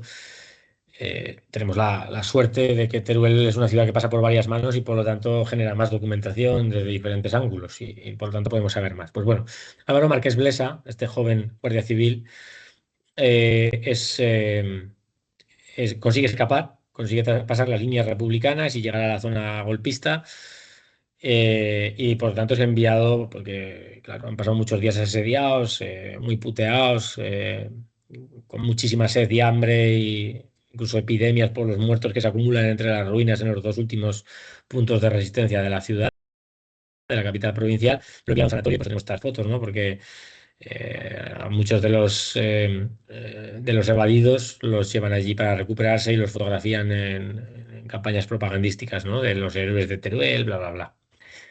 Por eso tenemos esta foto. Esta es de su hoja de servicios de la Dirección General y esta es, como os digo, está en la Biblioteca Nacional, que tiene unos fondos, la Biblioteca Nacional de España tiene unos fondos maravillosos. Entonces, este señor sé que es perpetrador material, ejecutor, primero por la memoria popular, porque aparece identificado como tal con su apellido. Yo crucé todo eso con otro tipo de fuentes documentales de archivo, en el Archivo Histórico Provincial de Teruel, que son unas fuentes muy interesantes, que son las inscripciones fuera de plazo de desaparecidos forzosos o asesinados, ¿no? Mejor dicho, en el 36 o más adelante. Es decir, los golpistas habilitan un mecanismo para permitir las inscripciones en el registro civil de defunciones de personas cuyo cadáver no se ha hallado. Entonces es una inscripción de defunción extraordinaria porque no se está cumpliendo el protocolo. ¿Por qué? Bueno, pues porque hay muchas, sobre todo porque hay muchas viudas que se encuentran en situación extrema, ¿no? No pueden acceder a pensiones de viudedad ni los huérfanos a las de orfandad. Y bueno, pues por caridad cristiana, si se quiere, se habilita ese mecanismo para evitar descontento social también y demás, seguramente, aunque no sé exactamente si esas son las razones por las que se hace. La cuestión es que se habilita ese protocolo jurídico que lo tiene que abrir, ese tipo de vía la tiene que abrir un juez de instrucción, ¿eh? Y el juez de instrucción de Teruel abre muchos de estos casos, abre muchos casos. Y ese protocolo prevé que haya dos testigos que atestiguen la desaparición de ese sujeto, del sujeto cuya muerte se quiere inscribir. Bueno, pues tenemos la suerte de que Álvaro Márquez Blesa firma una o varias accede a firmar, vaya, en definitiva, varias de esas inscripciones de defunción fuera de plazo en los años 40 ya, entrados los años 40, y declarando él mismo haber sido testigo de la eliminación de esas personas en cuestión, inscritas, ¿no? Es decir, reconociendo haber sido él Si no el ejecutor, por descontado, una persona que estuvo presente en las ejecuciones, ¿no? Siempre, evidentemente, la relación directa total es difícil de establecer, ¿no? Pero es posible. Y en una de esas declaraciones aparece también, en varias de esas declaraciones aparece con testigos civiles que rápidamente son identificables bueno, porque obviamente uno va tirando de los nombres, con nombres uno puede hacer búsquedas en los archivos judiciales militares, en los archivos municipales, provinciales, parroquiales, y van viendo las trayectorias de la gente que aparece en esas inscripciones fuera de plazo, y en algunos casos acaba detectando que no son vecinos cualquiera, sino que son militantes de Falange que han sido perpetradores en la guerra civil, ¿no? Uno de ellos es el autor de este documento, ¿vale? Tenemos casos de perpetradores de bajo rango, voluntarios civiles que se presentan como voluntarios agregados a las comandancias de la Guardia Civil para participar con muchísimo gusto en las ejecuciones, en los asesinatos, y tenemos dos vías para ver rastro ego documental, ¿no? Documentos escritos por ellos mismos, vaya, donde ellos mismos confiesan haber tomado parte en las ejecuciones. También los que yo conozca, evidentemente están los archivos familiares, si es que conseguimos acceso a ellos, porque una de las vías que yo también he explorado es la de las entrevistas con descendientes de perpetradores, que es una experiencia absolutamente impactante, sobre la cual me encantaría poder hablaros, pero que bueno, el tiempo es el que es y ya me estoy pasando muchísimo. Pero son dos vías de archivo. Una son los fondos del fondo de adhesiones eh, a Franco, el fondo de adhesiones y adhesiones a Franco, en su secretaría particular, que está en el Archivo General de Palacio, ¿vale? De ahí procede esta carta, que ahora leeremos. Y otra es la Delegación Nacional de Combatientes, cuyos fondos nominales están en el Archivo General de la Administración, en Alcalá de Henares. En ambos casos son particulares que se están dirigiendo a Franco de todo tipo. O sea, bueno, en el caso del Archivo General de Palacio hay gente de todo tipo, desde gente de todo el mundo hasta viudas o oficiales del ejército o, bueno, todo tipo de ciudadanos españoles que se dirigen a Franco con peticiones de todo tipo, ¿eh? Y por otro lado está la Delegación Nacional de Excombatientes, que existe durante toda la vida del franquismo, durante toda la trayectoria de la dictadura franquista, mejor dicho, donde veteranos de guerra del ejército golpista escriben al delegado nacional, sobre todo para pedir pensiones o mejora de pensiones o puestos de trabajo porque están en el paro o facilidades para que sus hijos puedan obtener becas de estudio, en fin. Entonces, muchas veces, bueno, muchas veces no. Yo he encontrado dos casos, ¿eh? Pero claro, esto además haciendo un trabajo de muchísima criba, ¿no? Os podéis imaginar. Pero bueno, quien busca encuentra, ¿no? Y yo he encontrado dos casos, uno en cada uno de estos fondos, donde dos perpetradores materiales procedentes del mundo civil, voluntarios de Falange en ambos casos, se autoincriminan de lo que han llevado, de los hechos que han llevado a cabo, reconocen los hechos que han llevado a cabo en el lenguaje administrativo eufemístico que se les ha enseñado por parte de las propias autoridades, que evidentemente les han enseñado a no decir lo que están haciendo, a no hablar de ello, aunque tenemos constancia en la memoria local, colectiva, de que fueron perpetradores, porque en la contemporaneidad a la comisión de sus actos fanfarronearon muy a menudo de lo que estaban haciendo, porque querían notoriedad y reconocimiento público precisamente.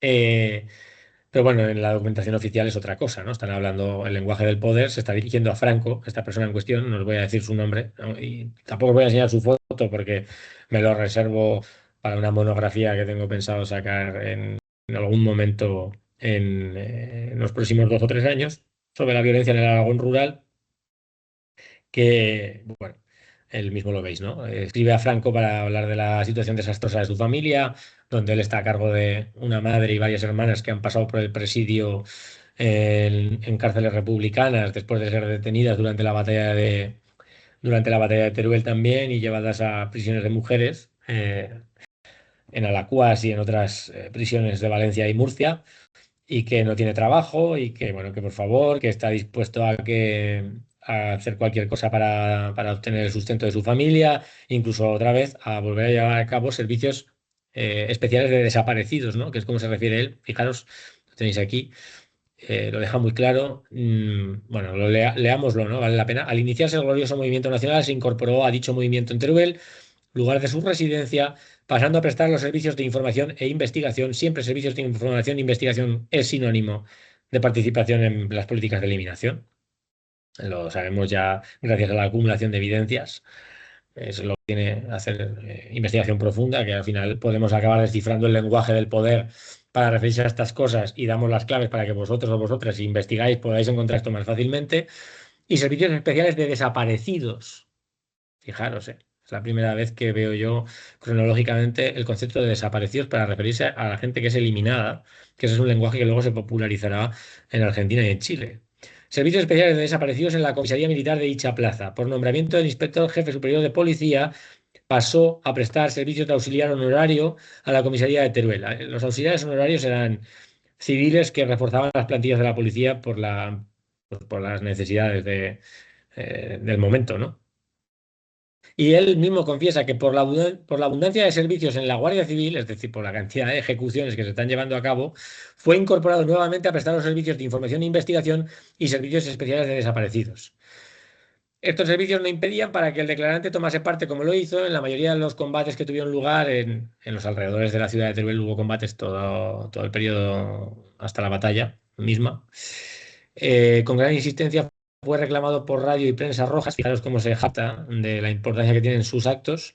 Como asimismo preguntado a muchos de los valientes defensores de Teruel que cayeron prisioneros por si el interesado hubiera sido también capturado, pudiéndolo así afirmar, entre otros, bueno, y da una serie de personas que pueden declarar por él para decir que efectivamente esta persona fue una figura decisiva, llevando a cabo la ejecución bueno, la destrucción de vidas humanas, literalmente. Os quería decir que se me ha ido de la cabeza. Ah, sí, él no es capturado en la batalla de Teruel porque había utilizado la mayor parte de los civiles voluntarios que participaron en las ejecuciones son movilizados por las milicias, sobre todo a mediados del 37 ya, y son enviados a unidades de primera línea. Y él en la batalla de Teruel está fuera del cerco, está en la 13 bandera falange y bueno, es herido el 30 de diciembre del 37. De hecho, sufrió, bueno, cobró una pensión toda la vida por mutilado de guerra porque tuvo pérdida auditiva por un obús que estalló muy cerca de él, que lo tuvo pululando de hospital en hospital durante 6 meses en el año 38, perdón. Entonces, bueno, ya veis que ahí hay posibilidades de rastrear a esta gente. Por acabar y no dejarme una cuestión que me ha venido a la cabeza, y con esto sí que voy cerrando ya. Estos oficiales de rango bajo, perdón, oficiales, esta tropa y suboficialidad de bajo rango dentro de la Guardia Civil, es interesante también entender cuál es su trayectoria. No lo he dicho hasta ahora y así pues cierro con esto. En general son sujetos que vienen de familias pobres del mundo rural. Hay dos perfiles. Familias pobres del ámbito rural, siendo ellos los terceros, cuartos, quintos hijos de la familia, no son desde luego los primeros en el orden de sucesión y por lo tanto están totalmente privados de acceder al reparto de la herencia y por lo tanto se tienen que buscar la vida. Entonces muchos de ellos entran en la Guardia Civil como una manera de ganarse la vida, y en otro caso hay otro perfil donde son hijos ya del cuerpo, es decir, son hijos de hombres que ya son parte o han sido parte de la tropa de la Guardia Civil y por lo tanto tienen facilidad o prioridad de acceso al cuerpo. Entonces hay toda una tradición familiar previa ya, a veces ya, incluso que se remonta a los abuelos, porque esto lo hemos visto también en algunas hojas de servicios, y por lo tanto un etos también muy, ¿cómo decirlo?, muy marcado a sangre y fuego en la mente de estos sujetos del desprecio y de la desconfianza y de la oposición de una buena parte de esas clases populares a las que ellos mismos pertenecen y de las cuales vienen, porque bueno, la Guardia Civil no tiene una imagen pública para nada favorable en la España de los años 30, porque es asociada pues, por la gente humilde de clase popular a excesos en el mantenimiento del orden público y a otros tipos de abusos de poder y es muy odiada por las clases populares y lo será durante toda la dictadura franquista. Vamos, mi abuelo era guardia civil del año 40, mi abuelo paterno, y lo conozco perfectamente este asunto, ¿no? De que la actual imagen de la Guardia Civil es el fruto de operaciones de mucha inversión y blanqueo por parte del Estado, ¿no? De una imagen muy desgastada, pues por la propia naturaleza del cuerpo, ¿no? Y el tipo de funciones que tenía. Entonces, pues bueno, ese resentimiento, esa saturación y desbordamiento provocado por la cantidad de servicios, por la ampliación de las movilizaciones y la recurrencia de estas en el quinquenio republicano, predispuso seguramente a muchos de estos hombres a actuar de manera taxativa. Aunque los grupos que llevaron a cabo las, digamos, las ejecuciones, estricto sensu, fueron una minoría dentro del cuerpo, porque el cuerpo de la Guardia Civil en general se dedicó, pues como siempre, al servicio peculiar del cuerpo, que es el control de carreteras, control de documentación, transporte de detenidos, funciones administrativas y también como unidad, como agencia militar que era, o con estatus militar que es la Guardia Civil, y que era entonces también formó unidades de primera línea y estuvo destinada en primera línea al frente, en compañías expedicionarias o incluso también encuadrando banderas de falange, de unidades de falange, etcétera, etcétera. Unidades de falange de primera línea también, me refiero. Entonces, pues bueno, esto es un poco lo que os quería transmitir. Creo que han salido muchos temas. El fondo para trabajar perpetradores, que no lo he dicho, procedentes del mundo civil, es el fondo de milicias, dividido por provincias, ¿no? Que tenemos en el Archivo General Militar de Ávila, que es una mina muy inexplorada por la historiografía durante muchísimos años, hasta hace muy poco. Y bueno, pues han aparecido diferentes archivos, han aparecido un poquito la metodología, ya veis que ha sido un poquito de manera orgánica, espero que no caótica, espero que comprensible. Y bueno, pues no sé si habrá alguna manera de que nos hagáis llegar vuestras dudas, vuestras inquietudes, pero bueno, os recuerdo y os pongo a vuestra disposición mi correo, que es david.alegre@uab.cat. Si queréis contactar conmigo, estaré encantado de atenderos. Agradezco muchísimo vuestra atención, la oportunidad y reitero que ojalá haya sido provechoso y que haya pasado un rato interesante. Muchísimas gracias y un abrazo para todos y todas.